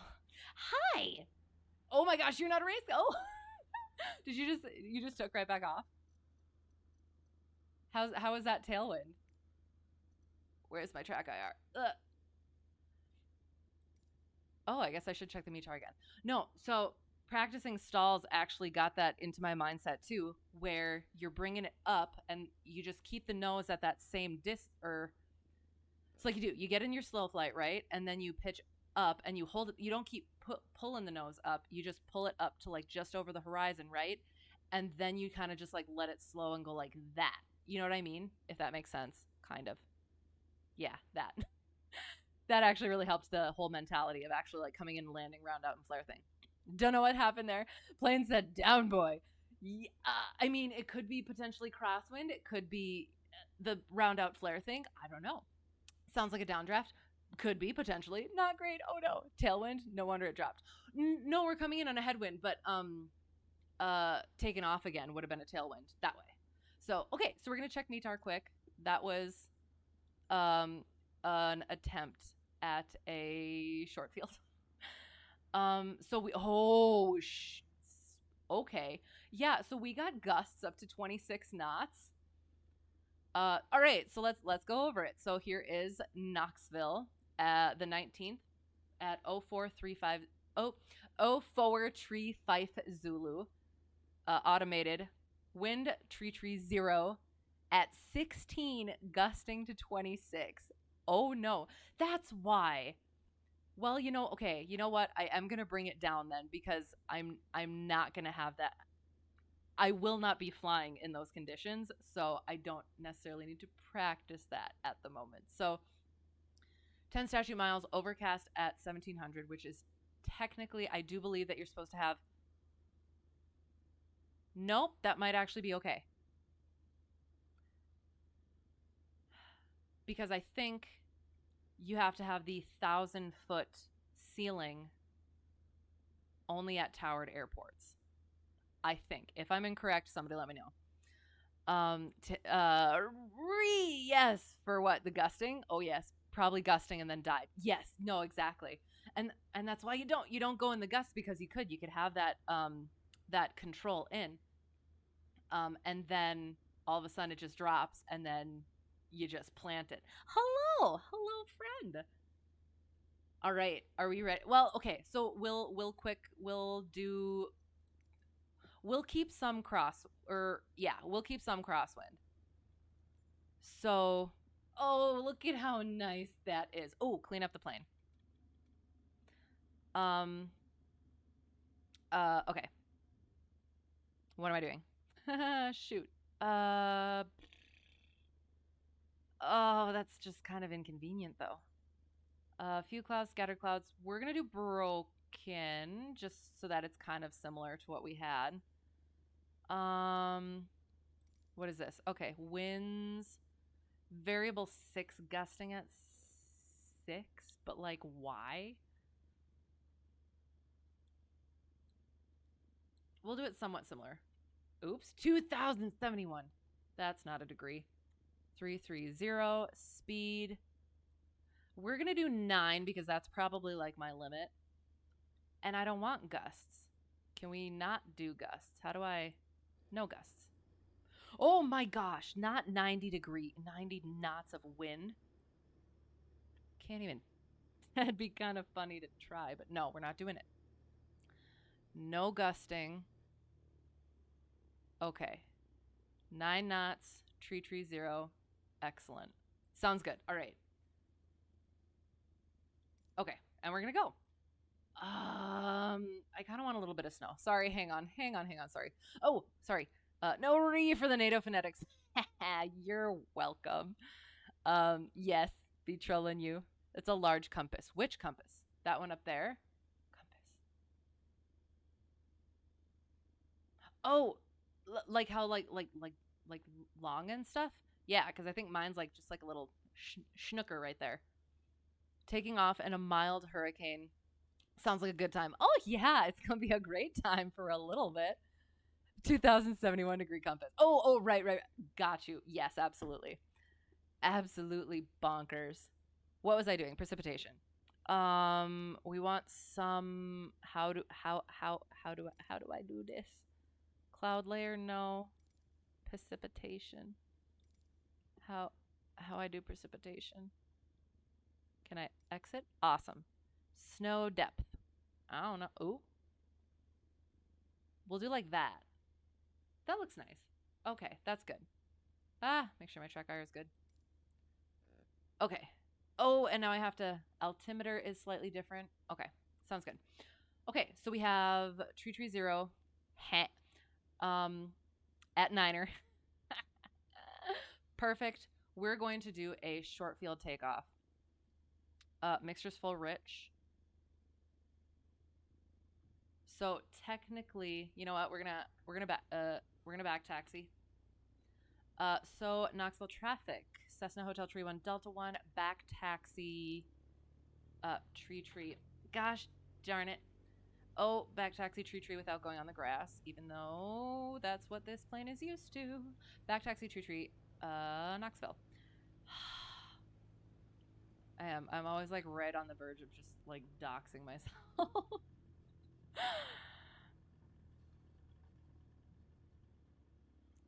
ah.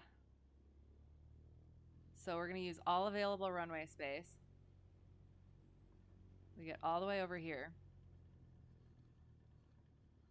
Oh, nope. All available runway space. Oh, for frick's sake. Runway incursion. Oh, and I could have taken my landing lights off too when we were out there. Come on. Come on. Gosh darn it. I'm also better at taxiing in the plane too.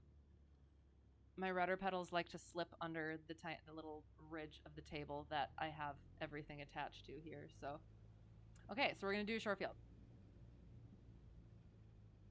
and I really hope I'm on center line since I'm way back here. It's good. All right.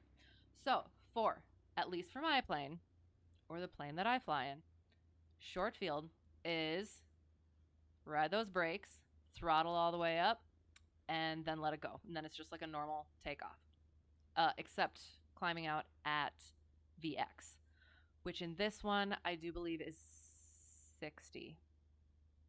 All right, so here we go. I'm going to actually take this map off. I don't think we need it. So we'll take that off and we'll boop it like so. By the way, basically flood in my Discord. Excellent. Sounds good. I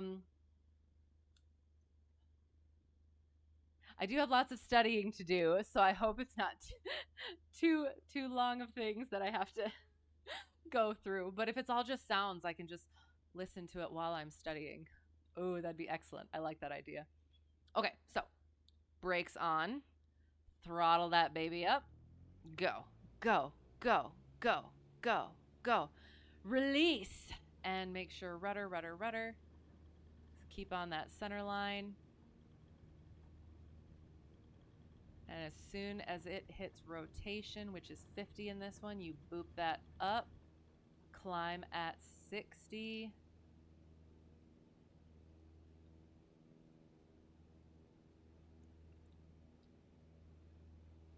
And then once you're clear the obstacle or 50 feet, you can pitch for VY, which again, I believe in this one is 70. The airplane I fly in is miles per hour. So, oh, and this is, shoot, hang on. It was runway tree, right? I was getting the wind and the other stuff mixed up. Okay. I'm going to try and do at least one good short field here quick. 1 second, and then I'm going to read.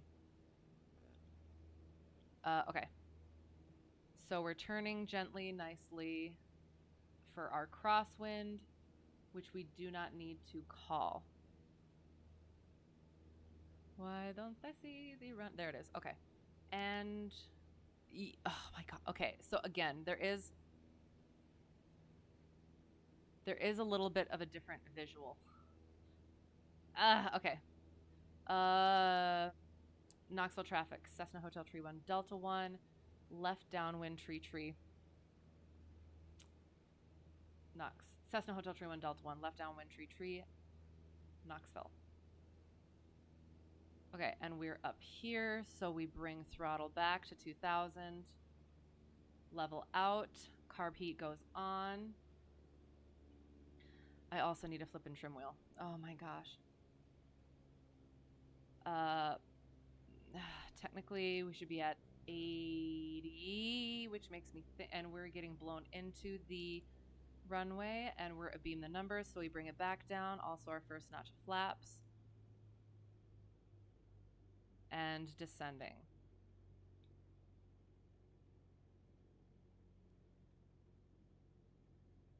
Okay.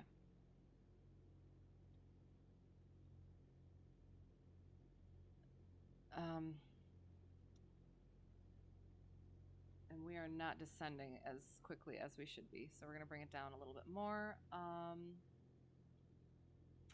Knoxville traffic, Cessna Hotel Tree 1, Delta 1, left base tree, Knoxville. And the wind is that way, so we need to have a bit of a steeper turn, but not so much that we stall the thing.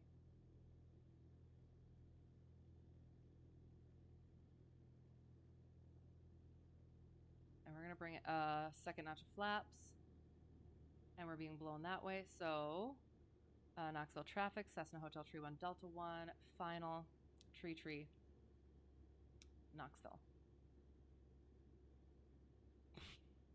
There's a fly distracting me. Oh, and we overshot. Thank you, ForeFlight. All right.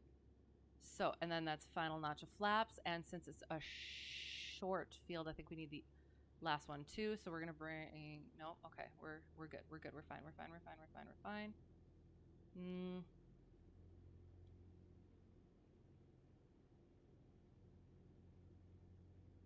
I'm gonna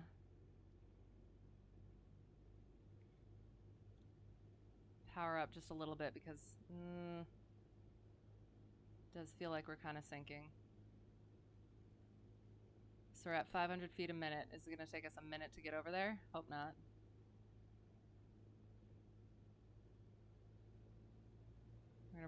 Yep, we're bringing it up a little bit more. Oh gosh. We're gonna intercept that glide path.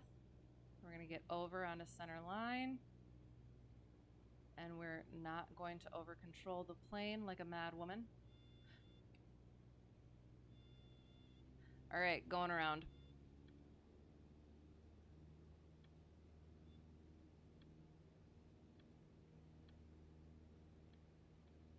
Ah, shoot. Okay.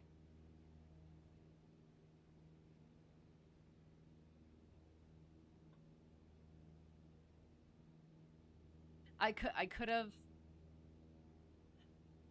have like eked it, but I don't wanna do that. So okay.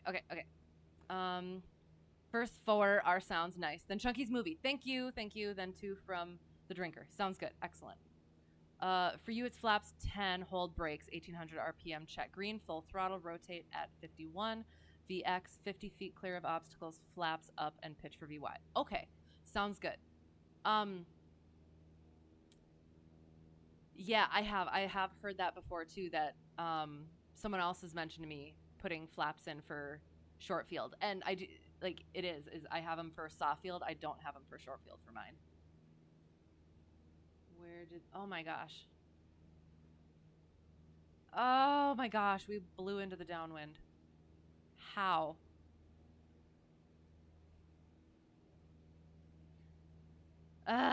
Okay. We're full mixture. You know what? We're gonna put pitot heat on. Oh, nope, not that one. Pitot heat, just in case. And also, maybe I should pull out carb heat too. Okay, and we're throttling down, and we're gonna try this again. I do part of this is the trim wheel. Use your trim wheel. I try to use my trim button and it doesn't work very well. I complain about it all the time, but I swear.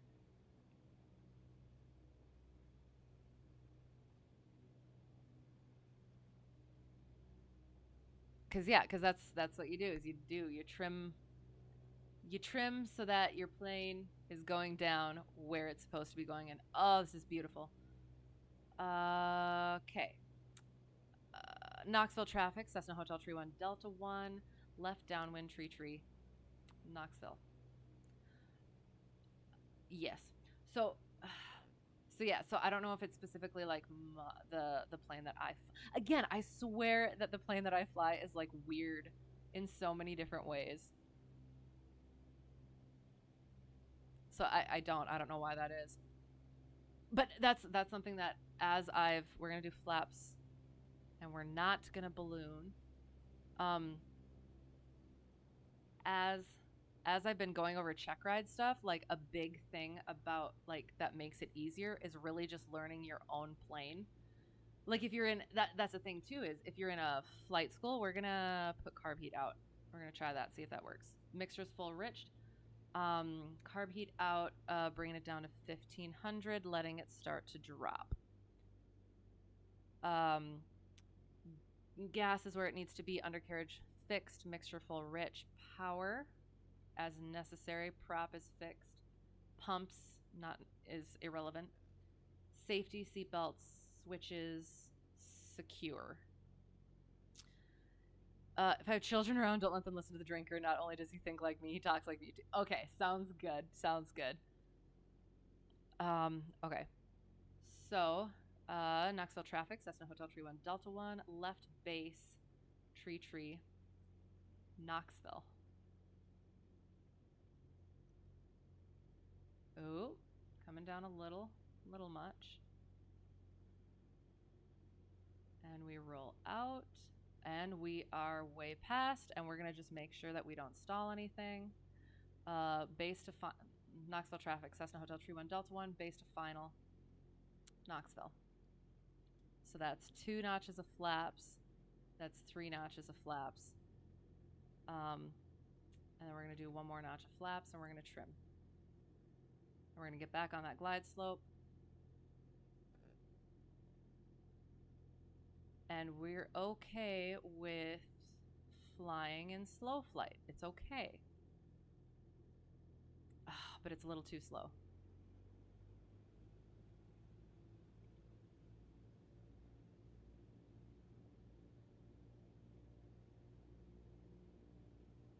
Okay.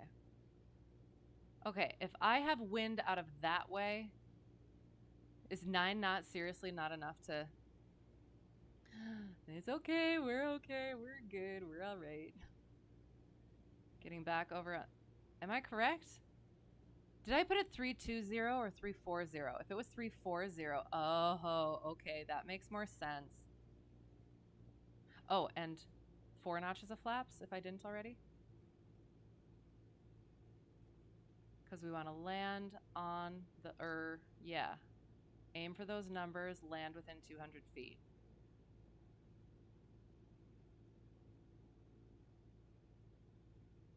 We're sinking, so we add throttle.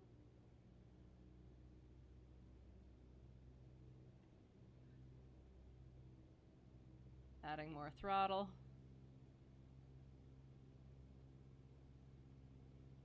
Oh,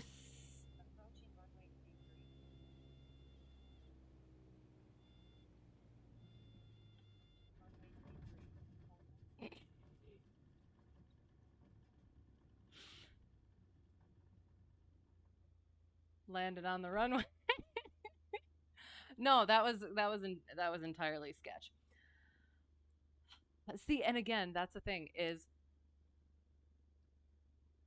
my approaches, apart from being off entirely, my approaches are better on here, I think. I mean, not that that was good because like low and everything.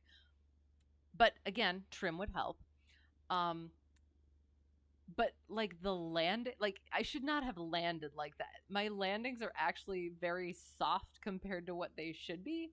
I think even though I should have just, yeah, that shouldn't have worked. Okay, basically stalled onto the runway, but at least you got style points. Exactly. I mean, that's technically what a short field is. That was eventful. Yeah, yeah, yeah, exactly. I do. I think I need to mess with the calibration a little bit. Trim wheel would definitely help a bit more. We're gonna get one good one. We're gonna get one good one. Yeah, we're gonna do it. We're very close over here, so we're gonna do a soft field and just kind of like voop out onto the center line. So for soft field, first we're we'll do that bit at the end. We clean up the airplane first, so carb heat in, trim for takeoff. Like I don't take off. Okay, sure. Have everything else that we need. Excellent, perfect. Saw me trying to look over the nose and was like, "Hey, that AOA is pretty yikes." Yeah, I know. See, and again, there, there, there is a different visual. Hang on. I'm gonna use this. I'm gonna use this because I am able to see over the nose. But for hey, whip it, whip it. Where are you going? Nice. Oh, yeah, no, I was definitely stalling it in there, but it is. So I'm all in real life, I'm always faster than I should be, and here I'm always slower than I should be. Oh, I just can't just get it. Why are those clouds so seemingly close? I don't know. Okay, let's try this again. So we're gonna soft field it, which is 10 degrees of flaps. Nose is full back. And again, it's going to seem, hey, it's going to seem like it comes off the ground really fast. And it does. In here, it comes off faster than it should. I mean, you are supposed to like kind of get it. You are supposed to get it off the ground, but like this comes off. Yeah. Anywho, it's a little different than it should be. So we're gonna pretend we're taxiing. Ah! We're gonna taxi onto center line, keeping that nose wheel off the ground. We're gonna get on center line, and then we're gonna throttle, throttle, throttle. Got that yoke back all the way, all the way. Oh, and we're in son of a beehive. Yeah, so we're in ground effect, and we're in ground effect. Son of a beehives. We're in ground effect. We're in ground. We're in ground effect. That was not supposed to happen, and that doesn't happen in real life when I do this. And then we wait and build up speed, and then we pitch. Oh, you know what? This is actually, oh, okay. Shoot. I'm not going to do this because now I'm used to this, and it's going to be horrendous, just like that was. So that was a terrible soft field takeoff.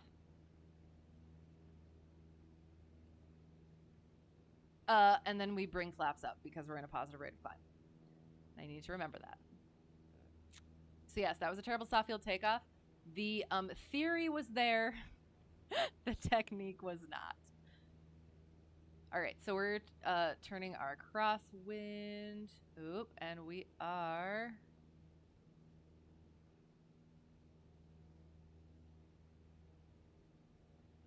Where did the runway go? Okay, there it is. Ah, Knoxville traffic, Cessna Hotel Tree 1, Delta 1. For the left downwind, tree, Knoxville. Okay, what the... Oh, I am like way... Okay, the trim. Oh, that's why. Okay. Trim coming... Nope. Oh, for the... We're still gonna do it. You know what?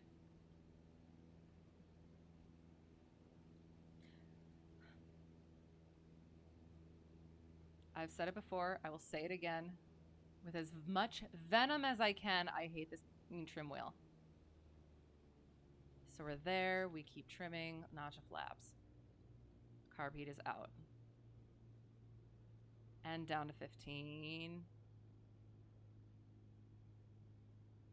Letting it come down. And we're not getting blown into the runway. Knoxville, you know what? We're just gonna do base to final because Knoxville traffic, Cessna Hotel Tree 1, Delta 1. Base to final. Knoxville. And my patterns in real life are impeccable as well. I want to say that. Literally everything is pretty all right. I don't like to get too cocky. But it is. Everything's smooth and good and stuff apart from my actual landings. I get all tense. And this is just bull. So we're gonna go like this. And we're gonna get back on. And we're gonna flaps and flaps.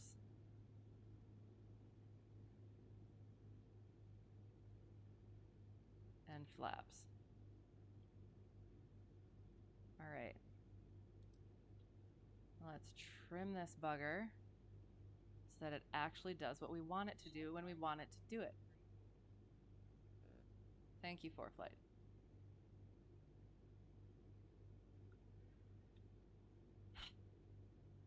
And we're still sinking, so we throttle up a little bit.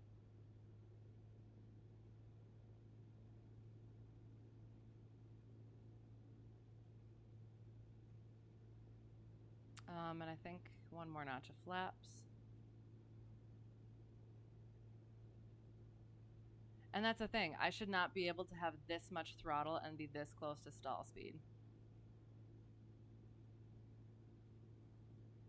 Kind of. Hang on. Oh, for the love.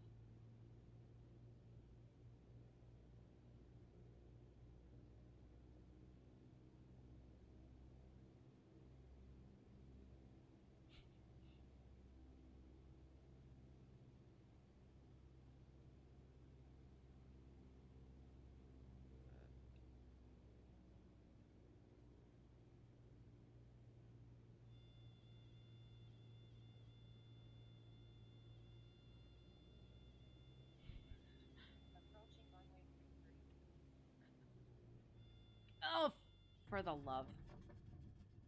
That was short, right? Ugh. Again, I'm better in the actual play. And we're going to have to be good with that. And we're just gonna be very upset about it. Because it is. It's like it's 6 to 10 minutes for a pattern, and I do need sleep. So short, I missed the runway. You know what? In an emergency situation, as long as I didn't hit any trees or anything, well, that could also. Anyway, yeah.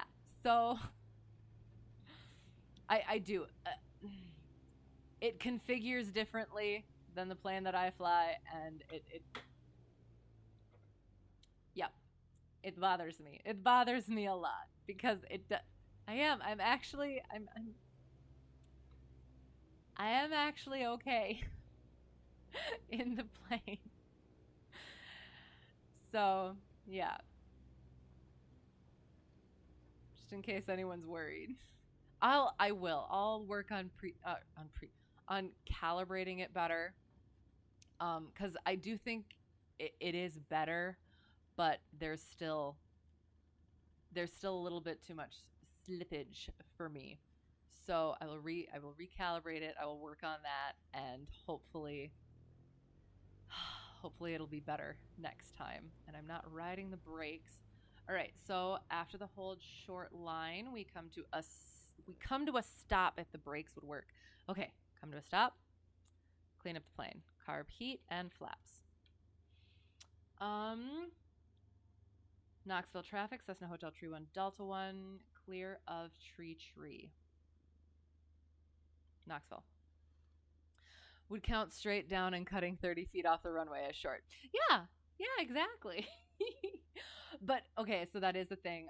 The ACS standards are, I do believe, it has to be on or beyond the point specified. So technically, yeah, that wouldn't have counted. I mean, and obviously because I landed off the runway, and at that point the check ride would be over, and I'd have to redo that at some other point.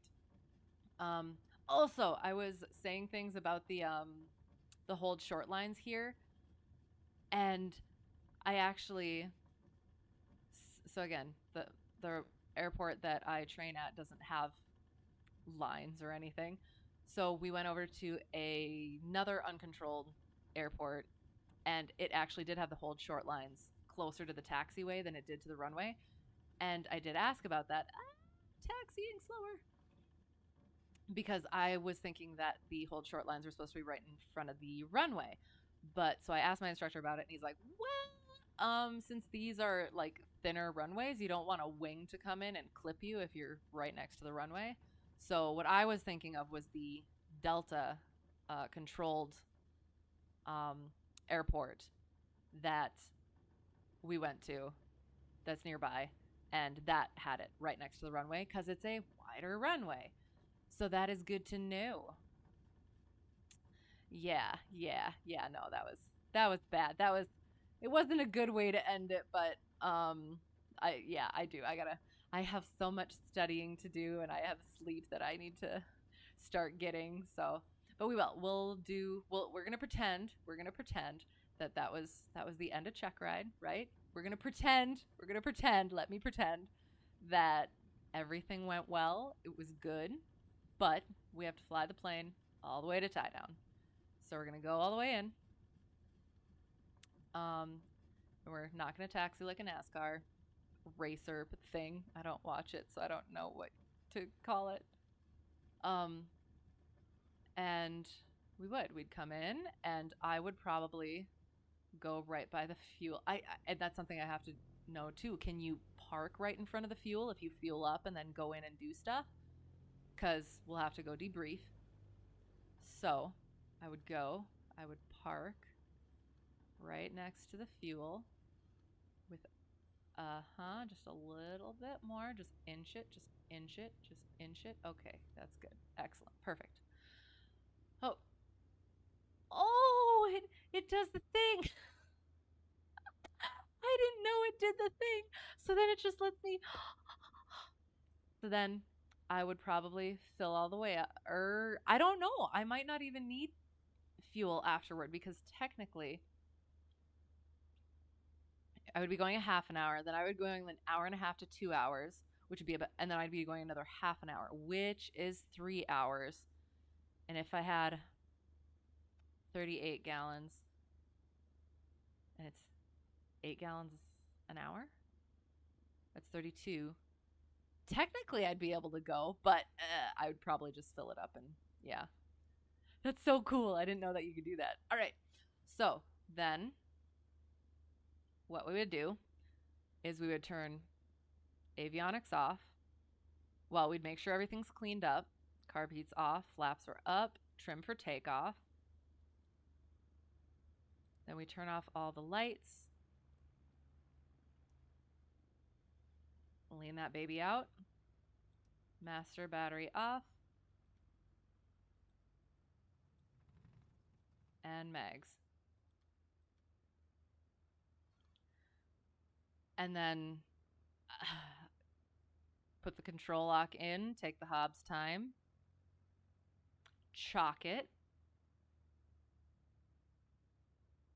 and potentially put the cover on and plug it in. I don't know how long debriefing takes or anything. So yeah, I do. I just got to make sure I like chalk it and everything. So yeah, and that's it. And then I'm all good, I think. And we'd go in and I'll get my certificate, or well, he tells me, "Yeah, you passed." And I'd be like, "Yay." And then we debrief. And then he goes his way and I go my way, and then I don't have to worry about it anymore. Okay.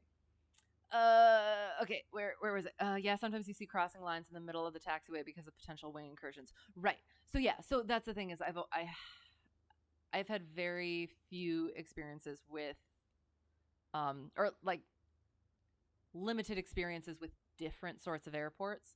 So, yeah. Okay, but what can you get tabs on stick? I don't know what that means. Oh, do you want fuel? Was I supposed to do I need to move so that you can get I don't know what that means. But yes, you can get tabs on stick. You got these times down, but at what power settings? What do you mean? Oh, okay. So 8 um that's at okay, so hang on. Let me go like this. And also get out of this so that uh um well, yeah, cuz go like that and then you can hear pretty music. Um boom. And boom. Okay. So 8 is actually incredibly generous. Usually it's around like 7 and that's for cruise. So to be safe, we just go 8 gallons an hour. I I think that's what you mean. Tabs you think is 17.5 gallons. Oh, of fuel in a 172. Right, there's tabs in the tanks to show how full they are. Yes, I have heard of this. Do I have experience with it? I do not. We just top her off all the time. So yeah, I will. I'll have to find out that too. But yes. So, and is that what you were talking about, the power settings and stuff? Because like I can go back the paper logs that I've done for cruising at altitude and everything has been around like 7.1 or 2 gallons per hour, but we just go with 8 to have that margin. Yeah, I just had to bring it up because you're saying, "Oh, I'll fly for this long and then this long," but the power setting will change the fuel requirements. Yes, I know, but again, because we use just like the straight 8, that's usually above what we need. So again, have that margin. Like cruising is efficient, but touch and goes will chew gas. Right. Yes. Um. So again, I do. I have all that stuff down, but I've gotten into working on doing those rough estimates just to kind of like make sure. 8 is maximum fuel flow. Maybe I will have to look, but that's again when I've done my paper nav logs, it's always been around like 7-ish, like 7 again, I want to say like 7.1, 7.2 has been like cruise. Um I want to say even climb might have been like that too. I could be wrong on that though, but it is. It's like 8 is usually above what um uh above any of the okay, again, now my brain is mush. Any of the yeah, the fuel flows given. On heavy climbs, you've gotten your max fuel flow to like 13 or 14. Oh, well, dang. Okay. And again, I swear, I hear these things from in other places and from other people that makes it seem like, or it makes it sound like the plane that I fly is weird. So I don't know what it is. For an extreme example, you can cruise at like 4,200 pph in an F-16, but down on the deck, full burner will take 70,000 pph. Right. Okay. Yeah. Every plane is different. Yes, but again, like heard this stuff like consistently, kind of like I don't I don't know. I could just be like looking at it incorrect. I don't know. That's a difference of 3 hours or 30 minutes. Right, exactly. Also not flying a fighter plane. But no, I do. I actually enjoy doing the paper nav logs, and I always am far more generous in those than I need to be when it comes to fuel. And then I even just again I fill her up to the top every time anyway, so it shouldn't usually matter. Um, do I by chance know what engine is in yours? Yes. Okay, hang on. It is 180 horsepower, Lycoming 0320 series 4 cycle. Boom. Haha. Sorry, I need to know that. Right, but it's hyperbole to illustrate the point. Yeah, I know. Yeah, that's good. I like hyperbole too. I'm a writer person. So yeah. But do I really know what that whole engine thing means? Not entirely. Like okay. So over a 200 horsepower is a what is it called? Is a certain type of plane where you have to have more um uh, you have to be checked off for it or endorsed and have training in it if it's over 200 horsepower. So, yeah, Flex is in IO360L2. Do I know what that means? No. High performance. Okay. High performance. Yes. Is were you telling me that's the word I was looking for, or is yours also high performance? I don't know what those mean, so I have to go yes to yes the word. Okay, thank you. Yes, that's what I was looking for. Yes, I don't know what the IO360L2 is. I don't. Lots of things to learn. So I do. I need to learn what mine is, and I need to learn that stuff, and then I will understand what that means at some point. um, I know what 4 cycle means, kind of. I just need to make sure I know the correct amount of cylinders because it's a 4 cycle, which would imply 4 cylinders. I don't know. Need to make sure. I'm a simulated F110 and stuff. Nice. Excellent. Oh gosh. Oi. Oh, got all warm. I even have my fan on. There, there's a fly trapped in my light and it's bothering me. Okay.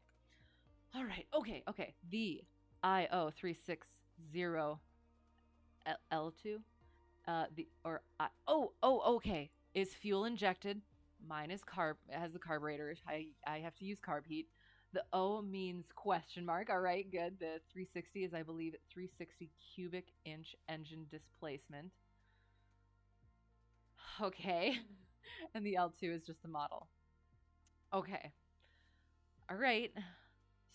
Okay. So that means, so since mine is an O 320, that's because mine doesn't have the I in front of it. That means carburetor, right? So I for injected. Excellent. Okay. O is whatever it is. So 360. So mine would be a 320 cubic inch engine displacement. 320. Oh, 320. I can't remember if I don't think mine had a thing on the end of it, but I feel like it probably. Wait, no. Or I don't know. I'll have to look again. Oh gosh. You need a shower. It's flipping hot. Yes. I don't know where you are, but like, well, I actually might kind of. I have a rough guess of where you are, but like, yeah, like, what is it? What? Ugh. Oh gosh, heat wave. Having a heat wave. But yes. Anyway, ye old Texas. Yes, I am not in Texas. Maybe I don't know. It's all secret, sneaky stuff. I'll never tell. 4 cycle is in cylinders. Yeah, it's just a cycle. So it's a 4 stroke. So you have intake, compression, ignition. Intake, compression. Yeah, ignition. I think I learned it power and exhaust. 2 stroke is different. Yes, but I do need to know how many cylinders it is. but also like it could potentially be 4 cylinders because it has them all on different ones. Um, so I will.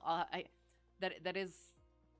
I do. I have a list of things that I need to really go over so that I know, and that's one of the things is really learning my airplane and knowing all those things and understanding it because everything I know about this stuff I learned in the past like 7 months right now.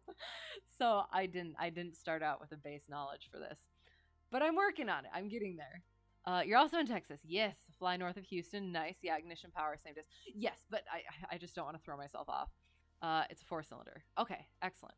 Happy to help study. Nice, because you seem to know the things I don't.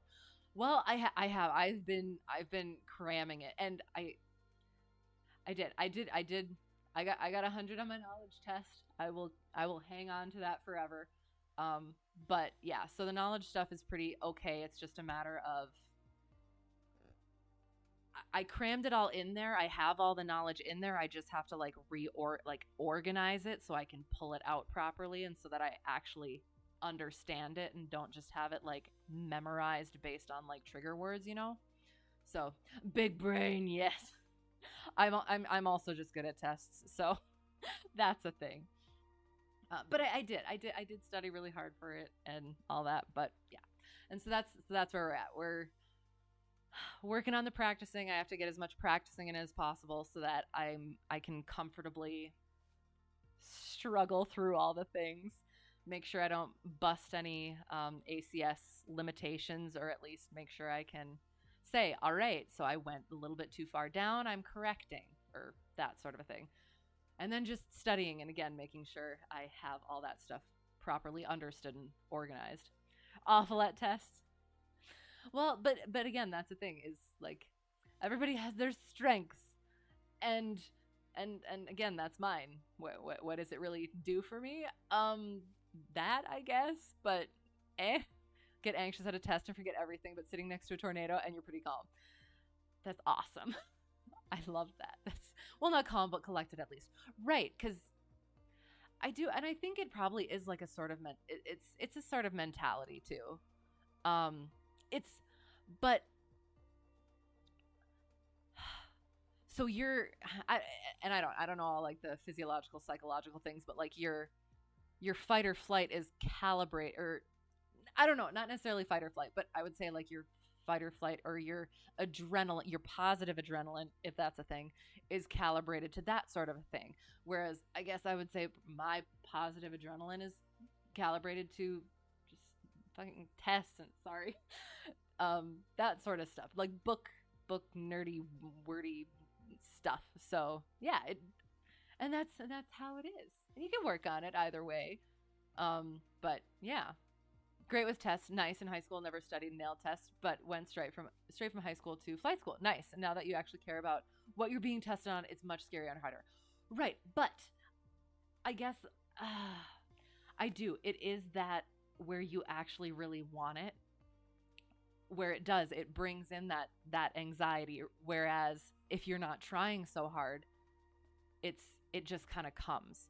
So yeah, it is. It's and I will say that's been something that I've had to deal with and work on is I'm very much a perfectionist, which I've had to get over a little bit, and so it has it's one of my big things is I had my instructor and then a substitute instructor when he couldn't, um, uh, he was busy. Both of them have said I just need to have more confidence and I need to relax. So definitely if that I don't know if that helps at all. Just I mean you can say relax, but like yeah, let me just put on my relaxing pants and just relax. But like it is. You probably know more and are better than you think, and you just got to trust that. And yes, you do want it a lot, but don't let it because I have that problem too where I really really want this and it's like sort of a proving to myself sort of a thing. Um, but it might actually like again that try harding you overthink too much and then it just it it doesn't it doesn't lend itself well to actually doing it well, if that makes sense. So since you're not since you're still in that like mid course, you said, just definitely trust yourself, chill as much as possible, take your time, breathe, and yeah, just like the stuff, and you just do the stuff. So okay, sorry, don't really have a fight or flight per se, and yeah, it was just yeah, it's sort of a term to use, but most fight and destroy. Nice, excellent. Anxiety is mostly separate, but not entirely. Okay, all right, or more fight and destroy. Nice, nice, excellent. Um, yeah, I I get that too. That's funny.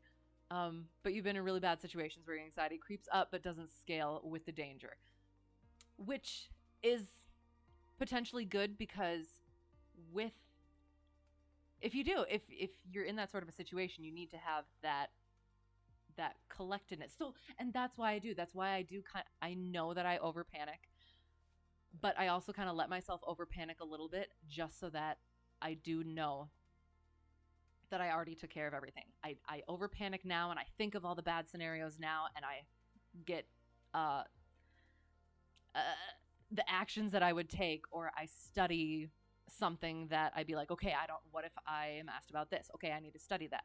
I take care of all of it beforehand, so then I get into it, and it's like, all right, now I took care of everything before, and now I just got to do it. And there's nothing I can do about it now. I just got to take what I have and go. So like that, where you need that mentality of you can't be too anxious about it because you have to actually do something. I don't know if that made sense. At this point, again, brain is mush. So CFI says the same thing about relaxing. It's one thing to say it, another to do it. And I absolutely understand that. I have lived through that. But it is. It's I'm just giving it as a like I've been there and I'm still there, so maybe it'll I don't know, like come across um a little bit better from someone who's like where you are or has recently been where you are. I don't know. I do. I've loved doing this, and I'm really excited that you're doing it, and I really just want to if I have experience that I can share and help out with, like I want to do that. So yeah, so I do, and I absolutely get that. Unlike the adrenaline, for example, don't know, it's hard to explain.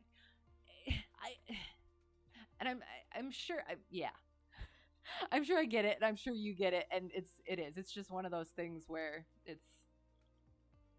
it is hard to explain, like you said. Really excited for your first solo. Yes, and night flights. Oh my gosh, I love night flights so much. Oh, they're wonderful and beautiful and lovely. And yes, oh my gosh, I can't wait for you to experience it too. Oh, right, Houston is pretty cool at night in the sim. You want to see it in real life? Yeah, it's even better because so I've I've always been a stargazer sort of a person. So I was assuming that I was always going to be looking up at the stars, right? But and even in the sim, like I didn't really it doesn't the sim doesn't actually capture the ground. I don't know, maybe I wasn't in the right spot, but it really doesn't capture how amazing like the ground is. Because like on my first night flight, it wasn't. I thought I was gonna be looking up at the stars and stuff, but no, it was. It was just looking out and down at everything and seeing all the other aircraft passing by or going to other airports, and oh, it was just amazing. So yeah. Okay. That being said, pretty collected in the plane. Yes, good. Which it is. It's and that's why you do. Once you get like your solos and stuff in, then it is. You have to get into that mindset of I am the one who's in charge, so I have to be there and like you said, collected and just be really utilizing what I've learned at that point. Love to see a lot of stars, but Houston doesn't allow that. Oh, okay, yeah, that'll. So yeah, you'll be fine because you'll have the galaxy below, which is what it looks like. Uh, you want stars? You got stars? Nice, nice. There's like four of them. Oh no, oh no. I'm very much a rural girl, so I can't do without it. I like I like city stuff and all that, but I like the cool and the quiet and the calm and the frogs and the owls hooting. You would see more stars if you fell down the stairs. Oh no. Well, that's I bet that is gonna be amazing. Yeah. Oh, I'm looking forward to that for you. Oh, okay. All right. I do. This has been so much fun. Thanks for popping in. That was that was so funny. You all of a sudden just being there and then popping in here, which I didn't even really think about. So yeah, very cool. Maybe if you fly a little north, you'd have some hope. Maybe you delivered stars. Is that in my Discord? Did you send me more stuff that I'm gonna be watching? Oh no. I have to study. No, that's okay. I'll do that when I'm like eating or something. All right. I will. I'll go over those. I'll go over those. Well, thank you. Oh, but yes, this has been so much fun. Again, I will I will say this continuously. I am much better in the plane. I let myself be a little bit more nonchalant, a little bit more whatever, just because I do end up getting very hyper focused and yeah, which is less fun, I guess. So yeah, I am. I'm much better in the plane, and I'm much safer, and I am very much follow the rules and everything. So just yeah, just that. It's been a lot of fun. Thank you. And yeah, that was that was great. So yes, good luck on everything. I can't wait to hear about it once you get your solo and everything and night flying and how it all goes. Um, usually have a lot of cool stuff to show. Just don't want to overwhelm your Discord. I mean, I don't use it, so like if it's there, I'll get to it at some point. Ask and you'll likely receive, which I have, I guess. So yeah, and I will. I'm looking forward to it. So just again, it will be when I'm eating or when I'm otherwise not crammed with my nose in a book. So yes, awesome. So next week I will I'm I'm potentially not going to do Tuesday. I'm not sure. I may do Tuesday, but I will do it either Tuesday or Thursday, maybe both. I'm not sure. We're going to wing it. So that's that, and it'll be flying either way. After Checkride, we will get back to reading. We have to finish up some Shakespeare, which I haven't read fiction in so long, and it's not good. It's not good. I need fiction in my life. You take so many pretty screenshots, but you never post them for the same reason. Okay, don't like hogging Discord channels. Well, I mean, if they're nice and well, I guess. So, like some people have like dedicated little server bits and whatever, which then it's like okay, and then gonna wing it. Exactly. That's exactly what I was going for. um, and like yeah, like mine, I don't really know what to do with right now. I don't use it that much, so I'm just focused on Checkride. So after I keep saying things like this, but after Checkride, hopefully I'll be a little bit more chill and I'll be able to kind of do a little bit like I do. I want to get back into the reading stuff. I used to do watch silent films, which was a lot of fun. And games. I'd like to do other games too, but yeah, for now, flying is my life until Checkride. Um, and then we'll see what happens. It's gonna be a whole new world. Doesn't really get used much except as a dumping ground for stuff you bring up in stream. Right? Yeah. No. Exactly.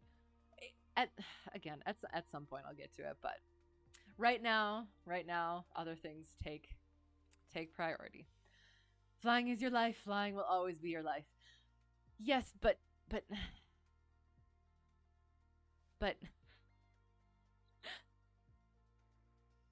I have other interests too, and I have other things that like I said, I need a little bit of fiction in my life.